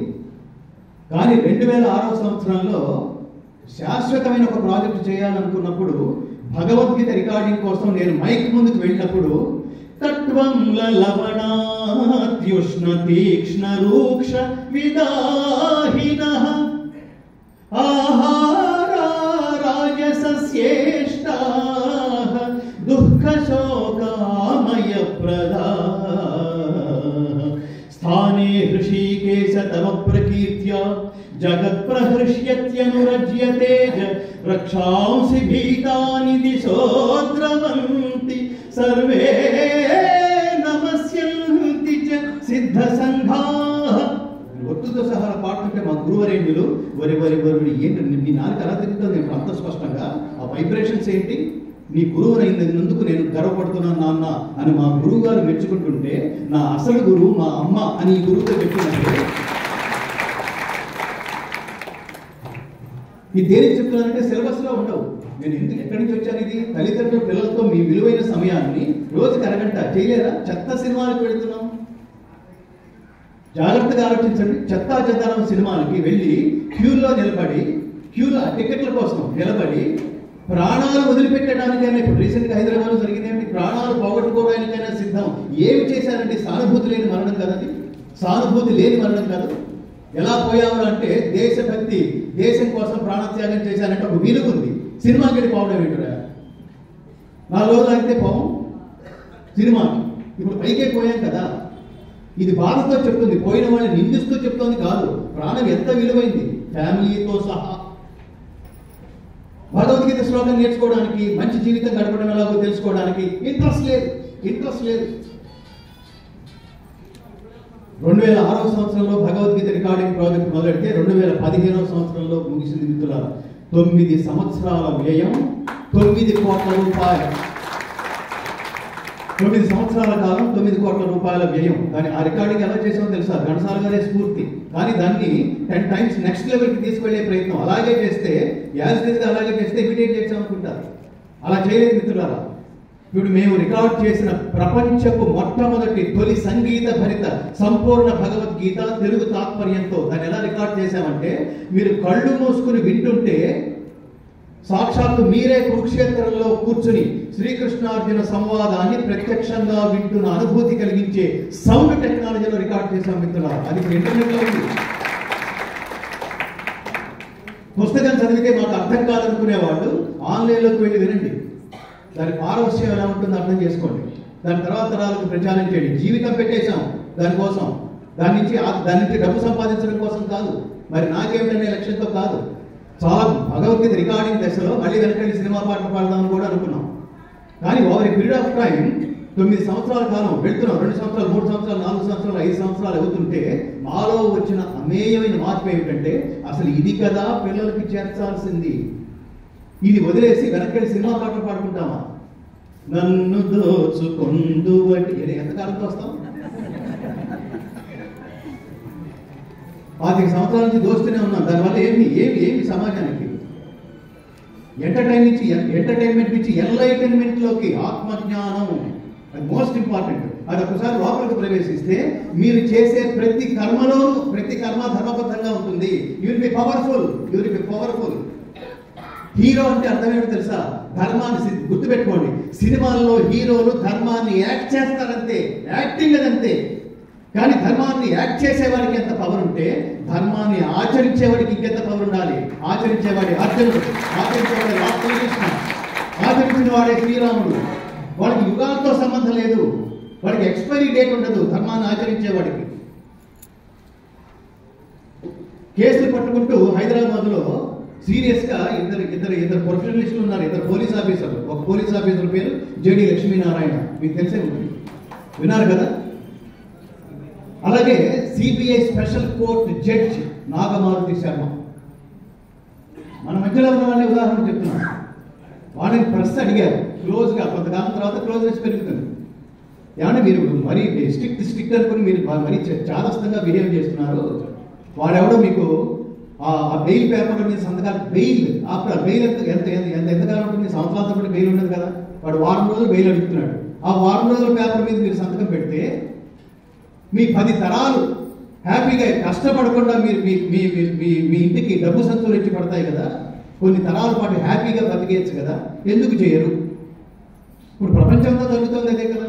ఎవడన్నా ఒక ప్రాజెక్ట్, ప్రభుత్వాల్లో ఒక ప్రాజెక్ట్ మొదలెట్టాడంటే డబ్బు కోసమే ప్రాజెక్టులు మొదలెడతారు, లోకక్షేమం కోసం కాదు.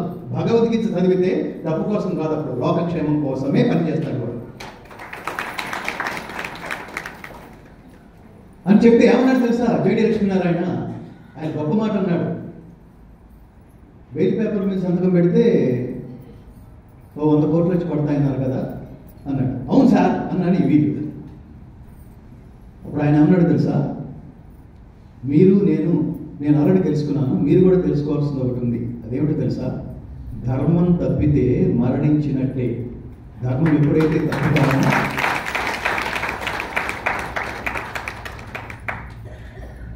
నేను చాలా గర్వపడతాను. జేడి లక్ష్మీనారాయణ అనే మహాత్ముడు భగవద్గీతకి నా ఫాలోవర్ అని చెప్పడానికి నేను చాలా గర్వపడతాను. ప్రతి కాలేజీకి వెళ్ళినప్పుడల్లా ఆయన భగవద్గీత శ్లోకం ఉదాహరణగా చెప్పాడు. ఎవడెవడో ఎక్కడెక్కడ ఉదాహరణ చెప్పడం ఏమిటి రా, మన ఉదాహరణ చాలు. ఇతర దేశాల నుంచి భారతదేశానికి వచ్చిన కొటేషన్స్ ఎప్పుడు చెప్పకండి. భారతదేశంలో లేని కొటేషన్స్ అంటే ఏమి లేవు. నాలెడ్జ్ ఈజ్ పవర్ అన్నాడు.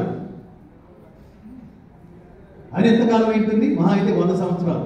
కానీ 5000 సంవత్సరాల క్రితమే భగవద్గీతలో నహి జ్ఞానేన సదృశం నహి జ్ఞానేన సదృశం పవిత్రమిహ విద్యతే తత్స్వయం యోగ సంసిద్ధః కాలేనాత్మని విందతి.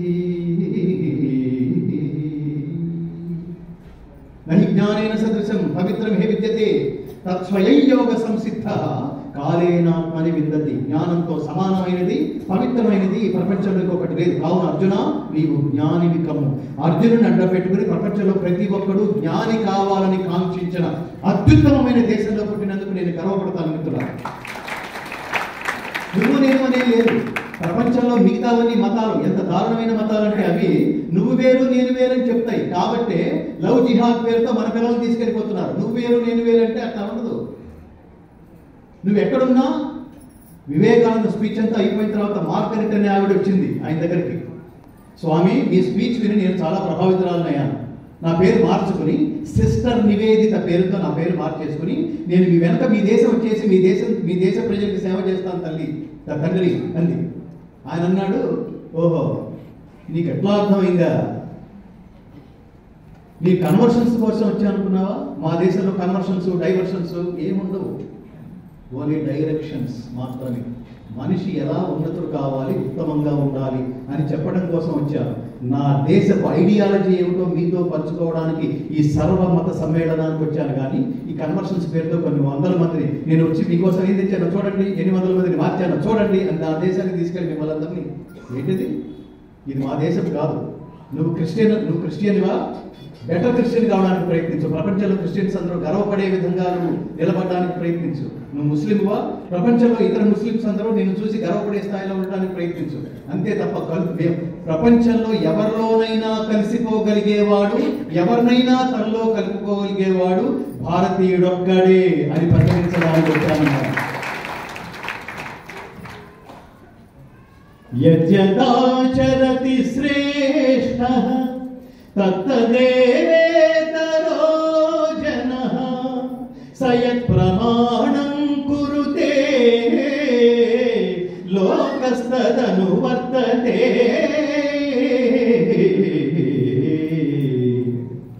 ఉత్తముడు దేన్ని ఆచరిస్తే లోకమంతా దాన్ని ఆచరిస్తుంది. ఉత్తముడు దేన్ని ప్రమాణంగా అంగీకరిస్తే లోకమంతా అతన్ని అనుసరిస్తుంది. కాబట్టి ప్రపంచంలో ప్రతి ఒక్క వ్యక్తి తన పక్కనున్న వ్యక్తికి స్ఫూర్తి కలిగించి ఉత్తముడయ్యే స్థాయికి ఎదగాలని కాంక్షించిన దేశం భారతదేశం. కృష్ణుడు అర్జునుడికి చెప్పిన శ్లోకం తాత్పర్యం ఇది. నువ్వు ఉన్నతుడు కావాలనైనా, నువ్వు ఉత్తముడు కావాలనైనా, ప్రపంచంలో ఎవరు నిన్ను చూసినా ఇన్స్పిరేషన్, నువ్వు వాడికి ఇన్స్పిరేషన్ కావాలనైనా అని చెప్పింది. ఇందులో మతం ఎక్కడన్నా ఉందే? మనది కూడా మతం అనే దరిద్రపు జోన్లో కనుక వెళ్ళుంటే చూడండి, మనం ఏమని ఉండాలి? సర్వే జనా సుఖినో భవంతు అని ఉండకూడదు. ఓన్లీ హిందూ జనా సుఖినో భవంతు అనాలి కదా, అని అనలేదు. కంటికి కనిపించని మానవుడు కూడా సుఖంగా, క్షేమంగా, శాంతిగా ఉండాలని కాంక్షించిన భారతదేశంలో పుట్టాం. మేరా భారత్ మహా. భగవద్గీత ఒక గంటలో మనం బంధించలేము. చివరి అంకంలోకి వెళదాం. మోస్ట్ పవర్ఫుల్ ఘట్టం ఇది. కృష్ణుడు అర్జునుడికి తలంటి పోస్తున్నాడు. భగవద్గీత అంటే ఏమిటి, ఏం పని చేయాలో, ఆదర్శవంతంగా ఎలా చేయాలో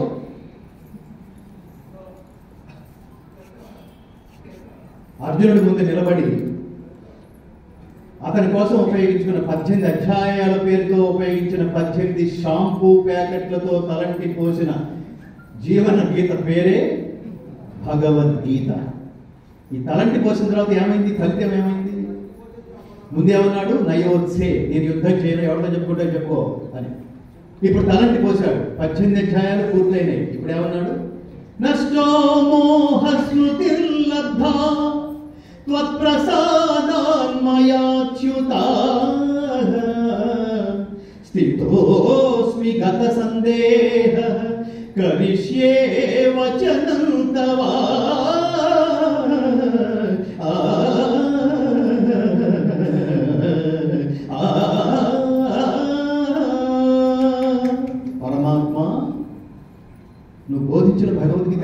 తెలుసా? నష్టో మోహ, నా అజ్ఞానం పోయింది. స్మృతిర్లబ్ధ, జ్ఞానం లభించింది. స్థితోస్మి గత సందేహ, అసలు జీవితంలో ఎక్కడో ఎప్పటి నుంచో అడుగుదాం అనుకున్న డౌట్లు చాలా ఉన్నాయి, అవన్నీ కూడా పోయినాయి. అజ్ఞానం పోయింది, జ్ఞానం లభించింది, సందేహాలు తొలగిపోయినాయి అని అర్జునుడు అంతటి వాడు అన్నప్పుడు భగవద్గీత మహత్వం ఇదే. భగవద్గీత చదివితే ఏం వస్తుంది అనేవాడికి ఈ శ్లోకం చెప్పండి. అర్జునుడికి పోయిన డౌట్స్, అర్జునుడికి తొలగిపోయిన అజ్ఞానం మనకి పోదా? అర్జునుడికి పనిచేసిన శ్రీకృష్ణ పరమాత్మ ఉపయోగించిన వైద్యం మనకి ఫలించదా? భగవద్గీత మొదలు బావా అన్నాడు అర్జునుడు. భగవద్గీత ప్రారంభమైన తర్వాత నజాయతే మ్రియతే వా కదాచిత్ నాయం భూత్వా భవితావా న భూయః అజో నిత్య శాశ్వతోయం పురాణః న హన్యతే హన్యమానే శరీరే. చంపబడేది శరీరమే కానీ ఆత్మ కాదు. నువ్వు పర్మనెంట్గా ఉంటావు. ఇది తెలుసుకుంటే మరణ భయం ఉండదు. భగవద్గీత బాల్య దశ నుంచే చిన్నపిల్లలకి నేర్పిస్తే పిరికితనం ఉండదు. భగవద్గీత బాల్య దశ నుంచి కనుక మనం నేర్చుకుంటే ఆత్మహత్యలు ఉండవు. భగవద్గీత బాల్య దశ నుంచే మనం నేర్చుకుంటే, మనం నేర్చుకోవటం ఒక్కటే కాదు, మనం బయటకు వస్తే దాని పేరు ఏమంటాం? సమాజం అంటాం. మనం ఇంట్లో ఉంటే దాని పేరు ఫ్యామిలీ, కుటుంబం అంటాం. మనమే బయట సమాజం, ఇంట్లో ఫ్యామిలీ వేరు కాదు. మనం బయటకు వస్తే డిసిగ్నేషన్ మారుతుంది. స్వార్థరహిత ఉత్తమ సమాజ నిర్మాణం జరగాలంటే బాల్య దశ నుంచే భగవద్గీత నేర్పించండి బిడ్డలకి. ఇంకొకటి కూడా చెప్తున్నాను, నేతి బీరకాయలో నెయ్యి ఎంత ఉంటుందో మనకు తెలుసు. ఏముంటుంది? వేరే నేతి బీరకాయ. హిందువులలో ధర్మం ఎంత ఉంది అంటే అది కూడా అంతే. అలా కనిపిస్తుంది. అత్యంత దురదృష్టకరమైన స్థితి. బొట్లు పెట్టుకుంటున్నాం, మన హిందువులైనా? Question mark. మరి హిందువులమే అని ఎవడన్నా గట్టిగా అన్నాడు అనుకోండి, హిందువులు ఎవడు పడితే వాడు ఇష్టం ఉన్నట్టు మాట్లాడితే నీ రెస్పాన్సిబిలిటీ ఏంటి? మన ధర్మాన్ని చదివావా? 2 అర్థం చేసుకున్నావా? 3 ఆచరించావా? 4 ప్రచారం చేస్తున్నావా? ఎవడన్నా రాళ్ళెట్టి కొడుతుంటే ఎదుర్కొంటున్నావా? Most important. అది చాలా బాధ్యత. అది మైనారిటీ అనేది 15% అంటున్నాం, 85% హిందువులు అంటున్నాం. వీడు పడుకున్నారా, లేచారా, నిద్రపోతున్నారా, పని చేస్తున్నారా? తిరుపతి వెళ్లే వాళ్ళలో భక్తుల సంఖ్య ఎంత, పర్యాటకుల సంఖ్య ఎంత? గుడికి వెళ్ళేవాడి డిజిగ్నేషన్ ఏమై ఉండాలి? భక్తుడై ఉండాలి. భక్తుడేనా నువ్వు? ఎలాంటి వాడిని దేవుడు ఆదరిస్తాడు? ధర్మాత్ముల్ని మాత్రమే ఆదరిస్తాడు. పిచ్చి పనులన్నీ చేసేస్తూ, సమాజానికి ఆటంకపరిచే పనులన్నీ చేసేస్తూ, హుండీలో ₹1,00,000 వేసి అడి తిరిగి దేవుడి దగ్గరికి వెళ్ళి ఆ హుండీలో 1,00,000 వేసింది నేనే, మన ఇద్దరు ఒకటే. వ్యాపారం ఇదేమన్నా నేను దగ్గర తీసుకుంటాడు అనుకుంటున్నావా? నీకు ఆ వెండి కిరీటం, ఆ బంగారు కిరీటం చేయించింది నేనే, మన ఇద్దరు కొంచెం క్లోజే. నీ క్యాష్ ఫీలింగ్ 2 ఉండాలి ఎవరే అని దేవుడు అన్నా అనుకో, రాగి లెక్కగా కొట్టడం. దేవుడి క్యారెక్టర్ ఇవ్వడమే, తీసుకోవడం కాదు. గుర్తుపెట్టుకోండి, దేవుడికి ఏది ఇవ్వద్దు. వ్యవస్థలు నడవడానికి మీరు డబ్బులు ఇస్తున్నారు అంతే, దేవుడికి కాదు. గుర్తుపెట్టుకోండి. బంగారం అన్నావా, కొండలు ఇచ్చేశాడు. వెండి అన్నావా, కొండలు ఇచ్చేశాడు. రత్నాలు అన్నావా, గనులు ఇచ్చేశాడు. అన్ని వాటికి ఇవ్వడమే. ఇందులోంచి కిలో గిల్లి, ఆ కిలోతో వెండి కిరీటం, బంగారు కిరీటం చేయించి ఇది నేనే చేయించాను, దాని మీద వీడి పేరు. ప్రతి చిన్న విషయానికి స్వార్థం లేకుండా ఉండమే మనం. ఆఫ్టర్ గుళ్ళో ఫ్యాన్ కూడా కంచెల రంగారావు గారి ఫ్యాను అన్నాడు. ఆయన కొడుకు దానం చేశాడు. వీడు ఈ దరిద్రుడు, వీడి పుణ్యమా అని ఆ రంగారావు గారు కొట్టుకుంటూనే ఉన్నాడు జీవితాంతం. ఫ్యాన్ కొనేసినట్టు కదా అది. చెయ్యిరా, చెయ్యి, మర్చిపో. తీసుకున్నవాడు గుర్తుపెట్టుకోవాలి. అది ఇది సంస్కృతి, ఇది సంస్కారం అంటే ఏంటి? ఒక్కొక్కకి ఏదో తినేదికి ఏదో ఆహారం ఇచ్చావు, దానికి ఏమి సంస్కారం ఉండదు. సరిగ్గా ఉందా, బూజు పట్టిందా, ఏం లేదు, తినేస్తుంది అంతే. కానీ మనం అలాగే తినేస్తే అదేం సంస్కారం? ఇవాళ నోట్లోకి 5 వేళ్ళు వెళ్ళే భాగ్యాన్ని ప్రసాదించిన పరమాత్మ నీకు థ్యాంక్స్ అని చెప్పాలి. ఎలా చెప్పాలి? బ్రహ్మార్పణం బ్రహ్మహవిః. భోజనం ముందు కూర్చునేటప్పుడు నీళ్ళతో సంప్రోక్షించి, పరమాత్మ నీ వల్లే నేను మాట్లాడుతున్నా, పాడుతున్నా, బయటికి వెళ్ళి ఏ పని చేస్తున్నా నాకు కొంత శక్తి కావాలి. ఆ శక్తి ఏ రూపంలో వస్తుంది? ఇదిగో నువ్వు ఇచ్చే ఆహారం, ఈ ఆహారం రూపంలోనే వస్తుంది. ఇది నేను పండించుకుంటున్నాను తప్ప తయారు చేయలేదు పరమాత్మ. ఒక్క వడ్ల గింజ ఇచ్చావు, నా తెలివితేటలతో 1,00,000 వడ్ల గింజలు నేను తయారు చేసుకున్నాను. మొదటి వడ్ల గింజ నీదే పరమాత్మ. బ్రహ్మార్పణం బ్రహ్మహవిః బ్రహ్మాగ్నౌ బ్రహ్మణాహుతం బ్రహ్మైవ తేన గంతవ్యం బ్రహ్మకర్మ సమాధినా.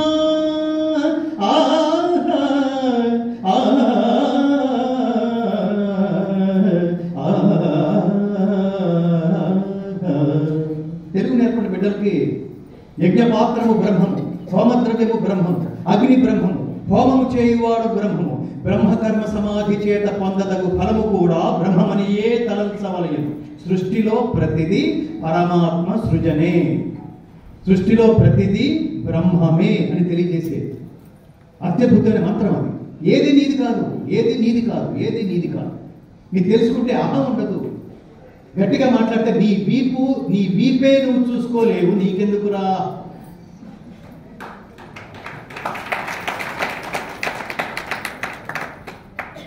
Every next minute of your life is a bonus.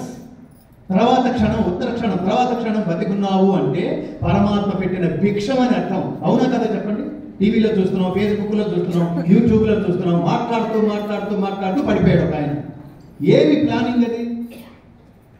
తెలివి తక్కువ వాడు మాట్లాడతాడు చూడండి, ఎవరే ఈ గొప్ప పని చేయాలరా మనం అంటే, ఇప్పుడు టైం లేదు బాసు, నా రిటైర్మెంట్లో నేను రిటైర్మెంట్లో ప్లాన్ చేసుకున్నట్టు వీడు అప్పటిదాకా బతుకుంటాడని గ్యారంటీ సమాజానికి. వీడు మోస్ట్ ఇంపార్టెంట్ పని ఏదైతే ఉందో తర్వాత చేద్దాం, తర్వాత చూద్దాం అంటుంటాడు చూడండి, వాడు తెలివి తక్కువ వాడు. తర్వాత గుర్తుపెట్టుకోండి, తర్వాత చేద్దాం అనుకుంటే చేయడానికి ఓపిక ఉండదని, తర్వాత చూద్దామని పోస్ట్పోన్ చేస్తే చూడడానికి చూపు ఉండదని ఎవడైతే గ్రహిస్తాడో వాడు తెలియగలవాడు. ఎవడైతే గ్రహించి ఉత్తర క్షణంలోనే ఆ పని ప్రారంభిస్తాడో. నిన్న నాతో వీడు ఒక మొక్క నాటించారు. ఎంత గొప్ప ఐడియాలజీలు గోవుల్ని పోషిస్తున్నారు ఈ మహాత్ములు. జస్ట్ చప్పట్లతో అభినందిస్తే కుదరదు మిత్రులారా. కంట్రిబ్యూషన్ అంటాం. కంట్రిబ్యూషన్ అంటే అర్థమైంది తెలుసా? నేనే కనుక ముఖ్యమంత్రి అయితే నాకే కనుక వందల కోట్లు దేవుడు ఇచ్చేస్తే నేను అక్కడ చించేస్తా, ఇక్కడ పొడి చేస్తా అని మాట్లాడుతుంటారు చూడండి. నాన్ సెన్స్, బద్దకస్తులు మాట్లాడే. ఇప్పుడు నీ దగ్గర 100 రూపాయలు ఉన్నాయి, దాంట్లో ఏం చేసావో ఏడవరా.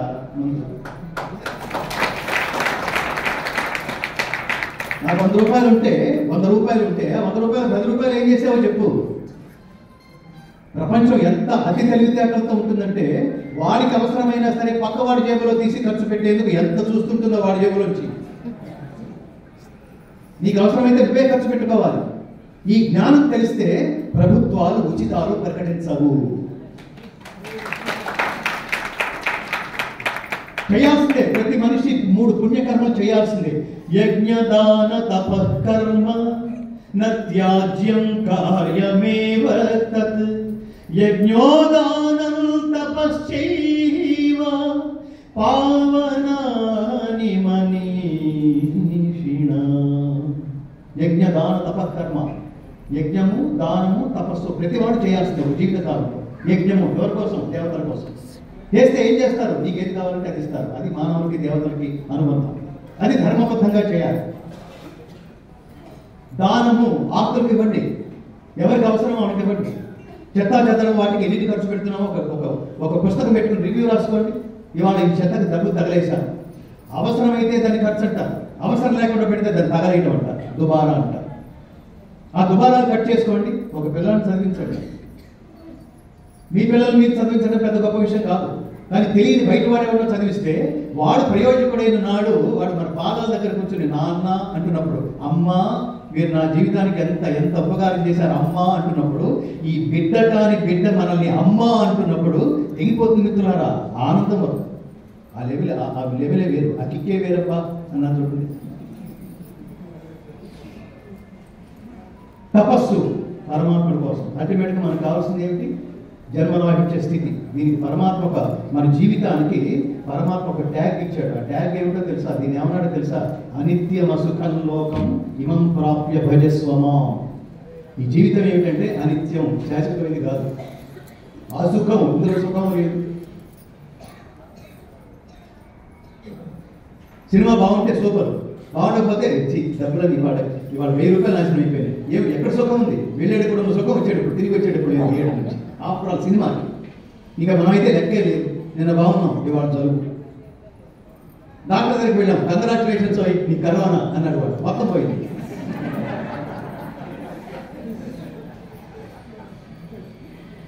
ఫ్యూచర్లో హోప్ కూడా పోయింది చూడండి. అందుకని ప్రభుత్వాలు ఉచితాలు ప్రకటిస్తే నాకుంది స్వామి, నేను ఈ ఉచితం తీసుకోవడానికి నాకు అర్హత లేదు, దయచేసి ఇది ఇంకెవరికన్నా ఇవ్వండి అనగలిగే స్థితి వస్తే వాడు నిజమైన పౌరుడు. ఓట్ల కోసం చాలా చేస్తారు, ఎందుకంటే వాడి భగవద్గీత చదువుకోకపోవడం వల్ల. ధర్మబద్ధమైన పాలన జరుగుతున్న మిత్రులారా, భగవద్గీత చదివితే ప్రజలు అలాగే ఉంటారు. ప్రజలు పాపాలు చేస్తే ఆ పాప ఫలితం ప్రభుత్వాలు అనుభవించాలి. ప్రజలు పాపం చేస్తే ఆ ఫలితం ప్రభుత్వాలు చేస్తే ఆ ఫలితం ప్రజలు అనుభవించాలి. Vice versa. చెప్తున్నాడు శ్రీకృష్ణుడు అర్జునుడికి. అర్జునుడు రియలైజ్ అయ్యాడు, ఈ చెప్తున్నవాడు మానవుడు కాదు, నేను బావా అంటున్నవాడు కాదు, సంథింగ్ ఎల్స్. కృష్ణుని అడిగాడు, మహాత్మా, కృష్ణుడి పేరుతో నేను చాలాసార్లు ఏకవచన సంబోధన చేశాను, నువ్వు కాదని భగవద్గీతోపదేశం ద్వారా నాకు అర్థమవుతోంది. అసలు రియల్గా నువ్వెవరో నేను చూడొచ్చా? నువ్వెవరో తెలుసుకోవాలనేది పరమాత్మ అన్నాడు. నాకు అర్హత ఉంటే నువ్వెవరో నాకు చూపిస్తావా అని అడిగాడు. కృష్ణుడు ఏమన్నాడంటే, ఒరే అర్హత లేకుండా ఉంటే నేను పక్కన ఎందుకు వేసుకుని తిరుగుతాను రా, కానీ రెండో మాట, నన్ను చూడాలనుకున్నావే, ఈ చర్మచక్షువులతో నువ్వు నన్ను దర్శించలేవు, కాబట్టి నీకు దివ్యం దదామితే చక్షు పశ్యమే యోగమైశ్వరం. ఈశ్వరీయమైన నా యోగ శక్తిని నువ్వు చూడడానికి చర్మచక్షువులు సరిపోవు, అందుకని నీకు దివ్య దృష్టిని ప్రసాదిస్తున్నాను. నీ ఆసక్తి అర్హతని గమనించి ఇప్పుడు నేనేమిటో చూపిస్తాను చూడరా. మామూలుగా సినిమాకి వెళ్ళాము, సినిమా మొదలైంది. ఏమిట్రా సినిమా అంతా స్క్రీన్ మీద బ్లర్రింగ్గా ఉంది, సరిగ్గా కనపట్లేదు అన్నాడు వీడు. పక్కన వాడు వీడి డిప్ప మీద ఒకటేసి నీకు అంతా అది 3D సినిమా కడదోడు పెట్టుకో కనిపిస్తుంది అన్నాడు వాడు. ఆఫ్టర్ ఆల్ 3D సినిమా చూడడానికి కడదోడు పెట్టుకోవాల్సిన పరిస్థితి వస్తే విశ్వవ్యాపకుడైన పరమాత్మని దర్శించడానికి ఎన్ని కడదోడు పెట్టుకుంటే సరిపోతుంది? ఆ కడదోడు ఎవడు తయారు చేయాలి, ఎవడివ్వాలి? ఇప్పుడు చూపిస్తున్నాడు. అక్కడ పోతన భాగవతంలో వామనుడి విశ్వరూపాన్ని దర్శింపచేస్తున్నప్పుడు పోతన మహాకవి రాస్తాడు, ఇంతింతై వటుడింతయై మరియు దానింతై నభోవీధి పైనంతై తోయద మండలాభ్రమున కల్లంతై ప్రభారాశి పైనంతై చంద్రునికంతయై ధ్రువుని పైనంతై మార్వాటి పైనంతై సత్య పదోన్నతుండగుచు బ్రహ్మాండాంత సంవర్ధి అయి. విశ్వవ్యాపకుడు శ్రీరాముడి హైట్ ఎంతో తెలుసా?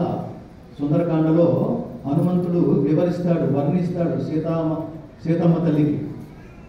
నువ్వు అక్కడి నుంచి వచ్చామని గ్యారంటీ ఏమిటంటే శ్రీరామచంద్రుడు ఇలా ఉంటాడమ్మా, నేను దర్శించానని చెప్తున్నప్పుడు అప్పుడు కన్ఫర్మ్ చేసుకుంటుంది. 8 అడుగులు శ్రీరామచంద్రుడు, 8 అడుగులు. ఊహించండి, 8 అడుగుల మనిషిని మనం మామూలుగా చూస్తేనే 8 అడుగులు అంటే మన బుర్ర తిరిగిపోతుంది. అలాంటిది విశ్వవ్యాపకుడైన పరమాత్మ సాధ్యమేనా? అది వాడికి భయం లేదు, వాడు పీతావహుడు అవడు, వాడు గొంతు గద్గదం అవ్వదు. ఇతను పెరిగిపోతుంటే పెరిగిపోతున్న పరమాత్మలో అర్జునుడు ఏం దర్శిస్తున్నాడో, ఒక ఏడుస్తూ భయకంపితుడవుతూ శివరైపోతూ మైక్రో లెవెల్లో ఉన్న అర్జునుడు మ్యాక్రో లెవెల్లో ఉన్న పరమాత్మని చూడలేక పంచభూతాల సాక్షిగా, పంచభూతాలు కూడా అరుస్తున్నాయి, దేవతలు వీళ్ళందరూ చూడాలనుకుంటున్నారు ఎప్పటి నుంచో ఈ విశ్వరూపాన్ని. దాన్ని అర్జునుడికి దర్శింపజేస్తున్నాడు. వాడి మానసిక స్థితి ఎలా ఉంటుందో చెప్పండి. ఇతను చూసి చెప్తున్నాడు, ఏం జరుగుతుందో ఏడుస్తున్నాడు, భయకంపితుడవుతున్నాడు. పశ్యామి దేవాంస్తవ దేవదేహే సర్వాంస్తథా భూత విశేష సంఘాన్ బ్రహ్మాణమీశం కమలాసనస్థం ఋషీంశ్చ సర్వానురగాంశ్చ దివ్యాన్ అనేక బాహూదర వక్త్రనేత్రం ఇచ్ఛామి త్వాం సర్వతోనంతరూపం నాంతం న మధ్యం న పునస్తవాదిం పశ్యామి విశ్వేశ్వర విశ్వరూప విశ్వరూప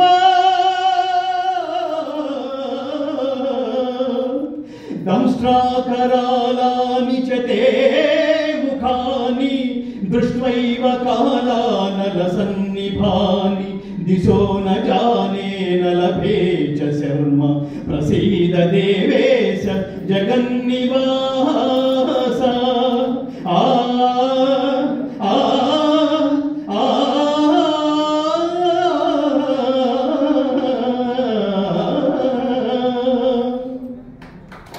దేవా ఎల్ల దేవతలు ఎల్ల ప్రాణులు కమలాసురుడైన ప్రజాపతి బ్రహ్మదేవుడు సమస్త ఋషులు వాసుకి మొదలుగా గల దివ్య సర్పములు నీ యందు నాకు గోచరమగుచున్నవి. విశ్వేశ్వర విశ్వరూప అనేక ఉదరములతో బాహువులతో ముఖములతో నేత్రములతో ఒప్పియున్న సర్వత్రా వ్యాపించియున్న నీ అనంత రూపమును గాంచుచున్నాను. అట్లయు నీ ఆకారమున ఆదిమత్యాంతములను గుర్తింపచాలకున్నాను. హే విష్ణు, కిరీట చక్ర గదాధరుడవై సర్వత్రా ప్రకాశమానుడవై ప్రభాపుణ్య స్వరూపుడవై దర్శింపనశక్యుడవై ప్రదీప్తాగ్ని సూర్యప్రభాకరికుడవై అప్రమేయ దివ్య స్వరూపుడవైన నిన్ను ఎల్లెడలా గాంచుచున్నాను. ఓ మహాత్మా, ఓ ఆదిదేవుడా, పరమ పురుష, శాంతించు శాంతించు శాంతించు. ఓ మహాత్మా, నీవు ఆదిదేవుడవు, పురాణ పురుషుడవు, ఈ జగత్తునకు పరమాశ్రయుడవు, సర్వజ్ఞుడవు, సర్వవేద్యుడవు, పరమధాముడవు, విశ్వవ్యాపివి. ఓ మహాత్మా, వాయువు, యముడు, అగ్ని, వరుణుడు, చంద్రుడు, ప్రజాపతి, ప్రపితామహుడము నీవే నీవే. నీకు సహస్ర వందనములు, మరల మరల వందనములు. వందనములు మహాత్మా, వందనములు వందనములు.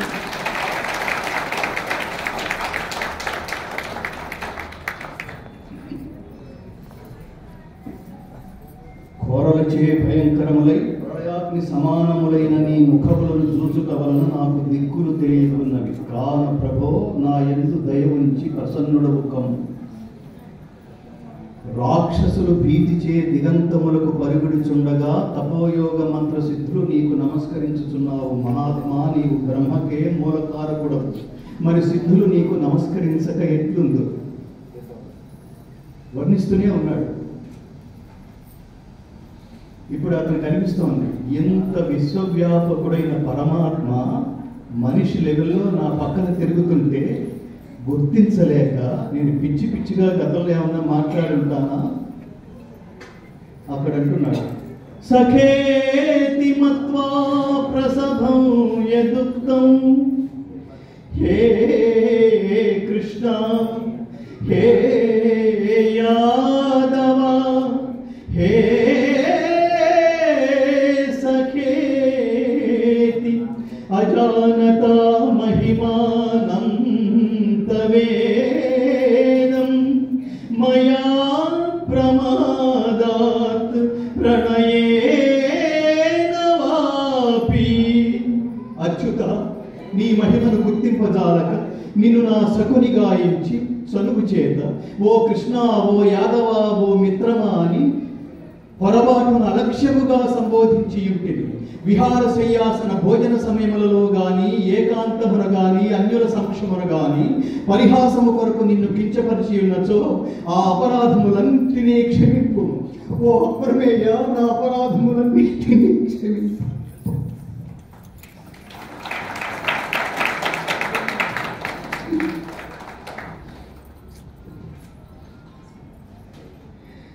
అతను అడిగాడు కృష్ణుడిని, నువ్వు ఊరికే చూపించవు కదా ఈ ఉగ్ర రూపం,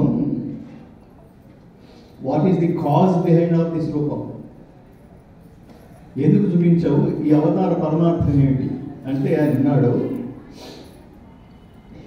కాలోస్మి లోకక్షయకృత్ ప్రవృద్ధో లోకాన్ సమాహర్తుమిహ ప్రవృత్తః ఋతే పిత్వా న భవిష్యంతి సర్వే ఏవ స్థితాః ప్రత్యనీకేషు యోధాః. అర్జున, ఈ లోకములను తుదముట్టించుటకై విజృంభించిన మహాకాలుడను ఇప్పుడు ఈ లోకములను సంహరించుటకై పూనుకొని ఉన్నారు. కావున నీవు యుద్ధము చేయకున్నను శత్రు సైన్యమునందున్న వీరులెవ్వరును బ్రతుకజాల. తస్మాత్ త్వముత్తిష్ఠ యశో లభస్వ జిత్వా శత్రున్ భుంక్ష్వ రాజ్యం సమృద్ధం. మయైవైతే నిహతాః పూర్వమేవ నిమిత్తమాత్రం భవ సవ్యసాచి. ఓ సవ్యసాచి, శత్రువులను జయించి కీర్తిని బడసి సర్వసమృద్ధమైన రాజ్యమును అనుభవించు. వీరందరూ నాచే మునుపే సంహరించబడి నీవు నిమిత్త మాత్రుడవై కర్మలను ఆచరించు.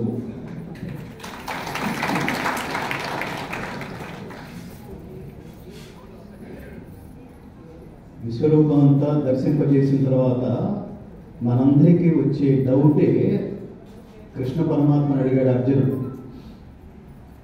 అసలు ఈ బ్లెస్సింగ్స్ తీసుకోవాలంటే ఎట్లా అని అడిగాడు. నీ దృష్టిలో నేను నువ్వురా నాకు నిజమైన భక్తుడివి అని అనిపించుకోవాలంటే ఎలా? ఇది కదా వేయాల్సింది. వారంలో ఒకరోజు సరదాగా గుడికి వెళ్ళిపోయి కానుక వేసి తీర్థం ప్రసాదం తీసేసుకుని వచ్చేయకండి. అట్లా వస్తే హిందువులు అయిపోము. దాని ఆంతర్యం ఏమిటో తెలుసుకోవాలి. ధర్మజ్ఞుల్ని మాత్రమే, ధర్మాత్ముని మాత్రమే ఆహ్వానిస్తాడు. నువ్వురా నా ఫ్రెండ్ అనమ్మను. ఎందుకని? వాడికి ఏం స్వార్థం లేని వాడిని మనం పక్కన చేర్చుకుంటాం.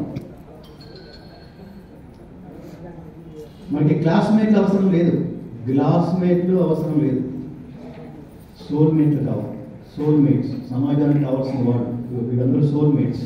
సోల్మేట్స్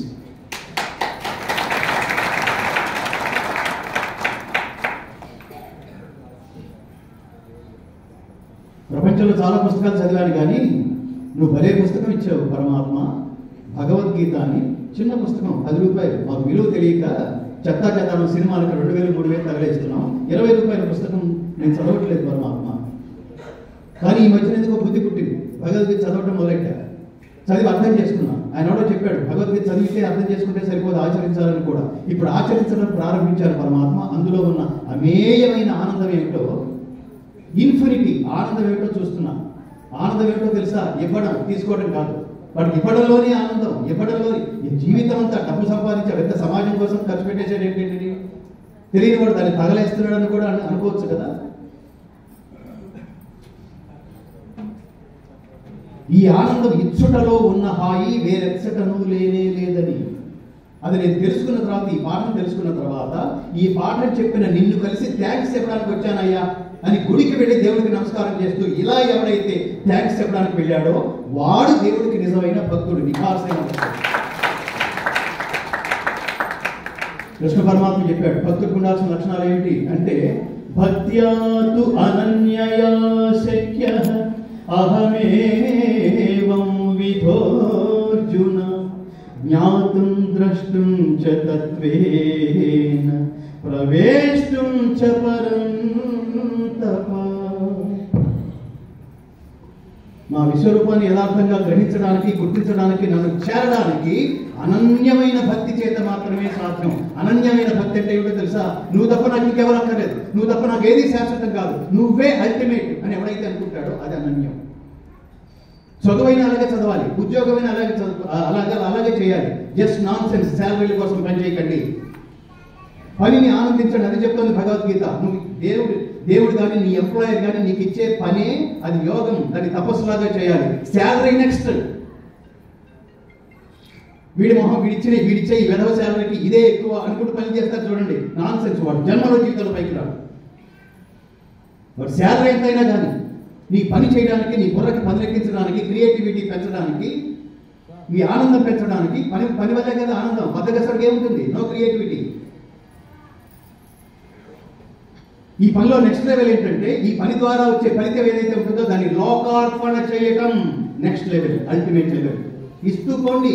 భగవద్గీత ఫౌండేషన్ అలాగే ప్రారంభమైంది. చివరిగా 4 వాక్యాలు ఏంటంటే, 2006లో భగవద్గీత ఫౌండేషన్ ప్రారంభమైంది. భగవద్గీత ప్రచారానికి మా జీవితాన్ని అంకితం చేశాం మిత్రులారా. ప్రపంచవ్యాప్తంగా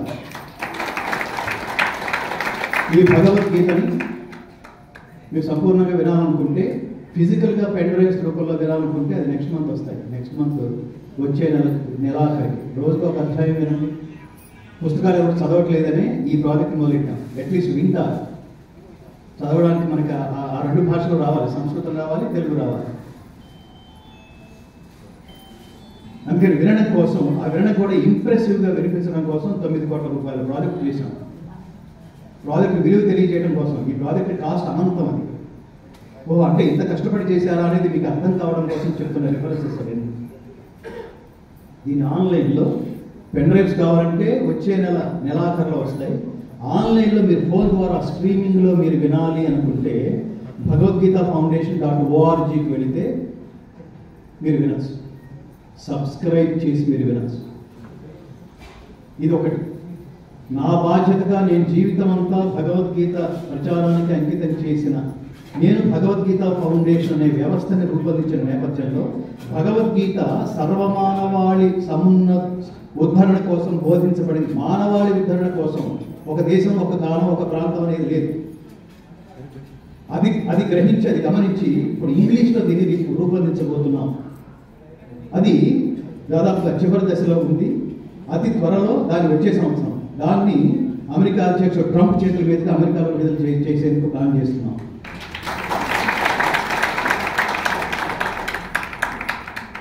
దాని తర్వాత ప్రధానంగా ఇది పెడుతుంటే మీరు 1 లక్ష పెట్టుకున్నారనుకోండి, 1 లక్ష రీచ్ అయిపోయారనుకోండి, కొత్త లక్ష్యం మీద ఏర్పడాలి. ఇక చాలే నమ్మకూడదు. మాకున్న కొత్త లక్ష్యాలు ఏమిటంటే, కృష్ణుడు పుట్టిన మధురకి ఈ భగవద్గీతను చేర్చాలి. మధుర దేవాలయాన్ని చేర్చాలంటే హిందీలో రికార్డ్ చేయాలి. దానికి స్పాన్సర్ కావాలి. అలాగే కృష్ణుడు పరిపాలించిన ద్వారకకి చేర్చాలి. ద్వారక దేవాలయాన్ని అక్కడికి పంపించాలంటే గుజరాత్లో రికార్డ్ చేయాలి. స్పాన్సర్ కావాలి. అలాగే శ్రీకృష్ణ పరమాత్మ అవతారం చాలించిన తర్వాత కూడా ఆయన హృదయం శిల రూపంలో సజీవంగా ఇప్పటికీ ఉంది అని కోట్లాది మంది హిందువులు ప్రగాఢంగా విశ్వసించే దేవాలయం పూరి జగన్నాథుడు. ఆయన పొయ్యి మాత్రమే మారుస్తారు, హృదయం అలాగే ఉంటుంది సజీవంగా. అక్కడికి ఈ భగవద్గీతని, సంపూర్ణ భగవద్గీతని చేర్చాలంటే ఒడియాలో రికార్డ్ చేయాలి. స్పాన్సర్ కావాలి.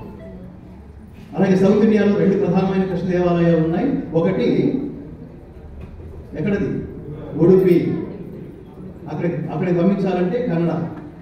అలాగే గురువాయూర్, అక్కడికి కూడా దాన్ని పంపించాలంటే మలయాళం. ఇన్ని భాషల్లో రికార్డ్ చేయడానికి భగవద్గీత ఫౌండేషన్ సంకల్పించింది.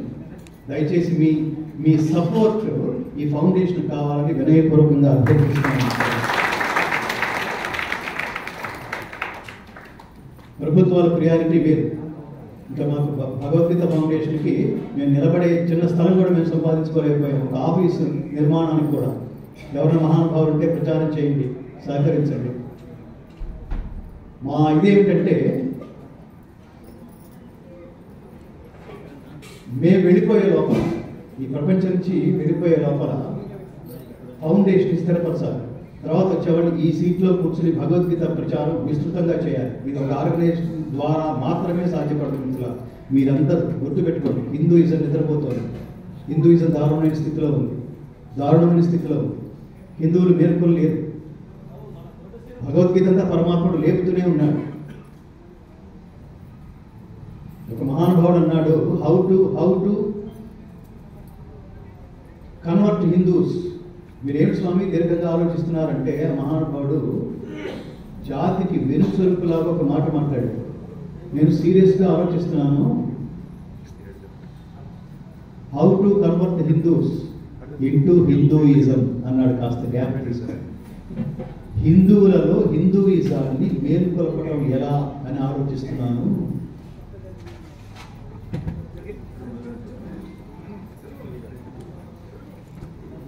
కాబట్టి 2 రోజుల నుంచి మనం మాట్లాడుకుంటున్నట్టుగా దీన్ని విస్తృతంగా ప్రచారం చేయడం, హిందువులు బలపడాలంటే భగవద్గీత కంటే మించిన ఇది 6 అడుగుల బుల్లెట్ అన్నట్టు ఒక్కొక్క శ్లోకం ఒక్కొక్క బుల్లెట్ ప్రతి ఒక్కడు ఆ 18 బుల్లెట్లు వేసుకుని తిరుగుతూ ఉండాలి. ఎన్నైనా నేర్చుకోండి. నేను ఇంజనీరు, నేను లాయరు, నేను అది చదివాను, ఇది చదివాను, భగవద్గీత చదివా అంటే వాడు తలంచుకున్నాడు అనుకోండి, ఇచ్చి భారతదేశం బరువు పోయిందిరా అనే స్థితి రావాలి.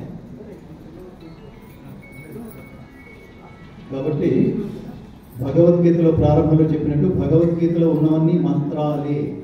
కాబట్టి ఒక మంత్రం మనం చెప్పి మనం ముగించే ప్రయత్నం చేద్దాం. చెప్పండి. దీని పేరు సర్వకార్య సిద్ధి మంత్రం. సర్వధర్మాన్ పరిత్యజ్య మాం ఏకం శరణం వ్రజ అహం త్వా సర్వ పాపేభ్యః మోక్షయిష్యామి మా శుచః. పరమాత్మని ఆర్తితో ప్రార్థించండి. శరణాగతి మంత్రం ఏమిటంటే అన్యథా శరణం నాస్తి త్వమేవ శరణం మమ తస్మాత్ కారుణ్యభావేన రక్ష రక్ష జనార్దన. ఇప్పుడంతా నేను మాట్లాడాను, పాడాను, మీరందరూ విన్నారు. ఇప్పుడు మనమందరం కలిసి ఒక్క పాట పాడదాం. అది ఒకడు వినాలి. మనం పాడే పాటను ఏమంటాం అప్పుడు? భజన అంటాం. వినేవాడెవరు? పరమాత్మ. ఇవాళందరికీ మరొకసారి గీతా జయంతి శుభాకాంక్షలు తెలియజేస్తూ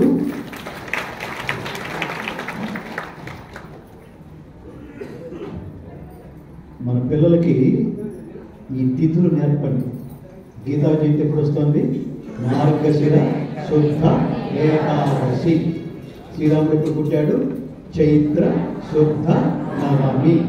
శ్రీకృష్ణుడు ఎప్పుడు పుట్టాడు? శ్రావణ బహుళ అష్టమి. సరేనా?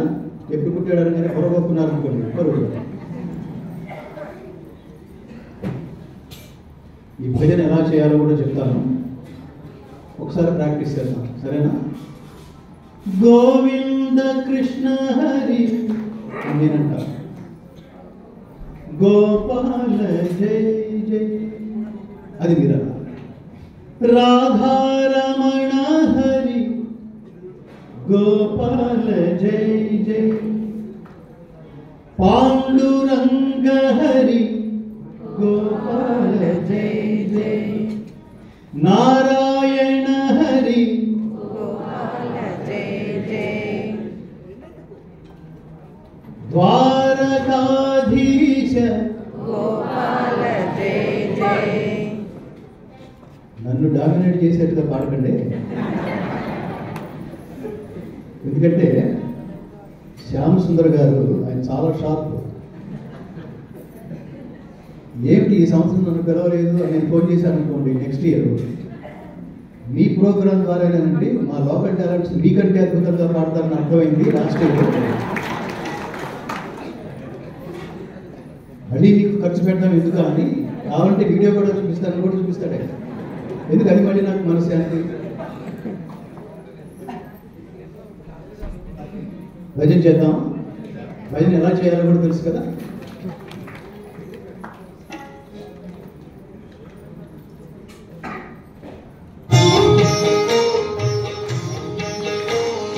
గోవింద కృష్ణ హరి రాధారమణ హరి నారాయణ హరి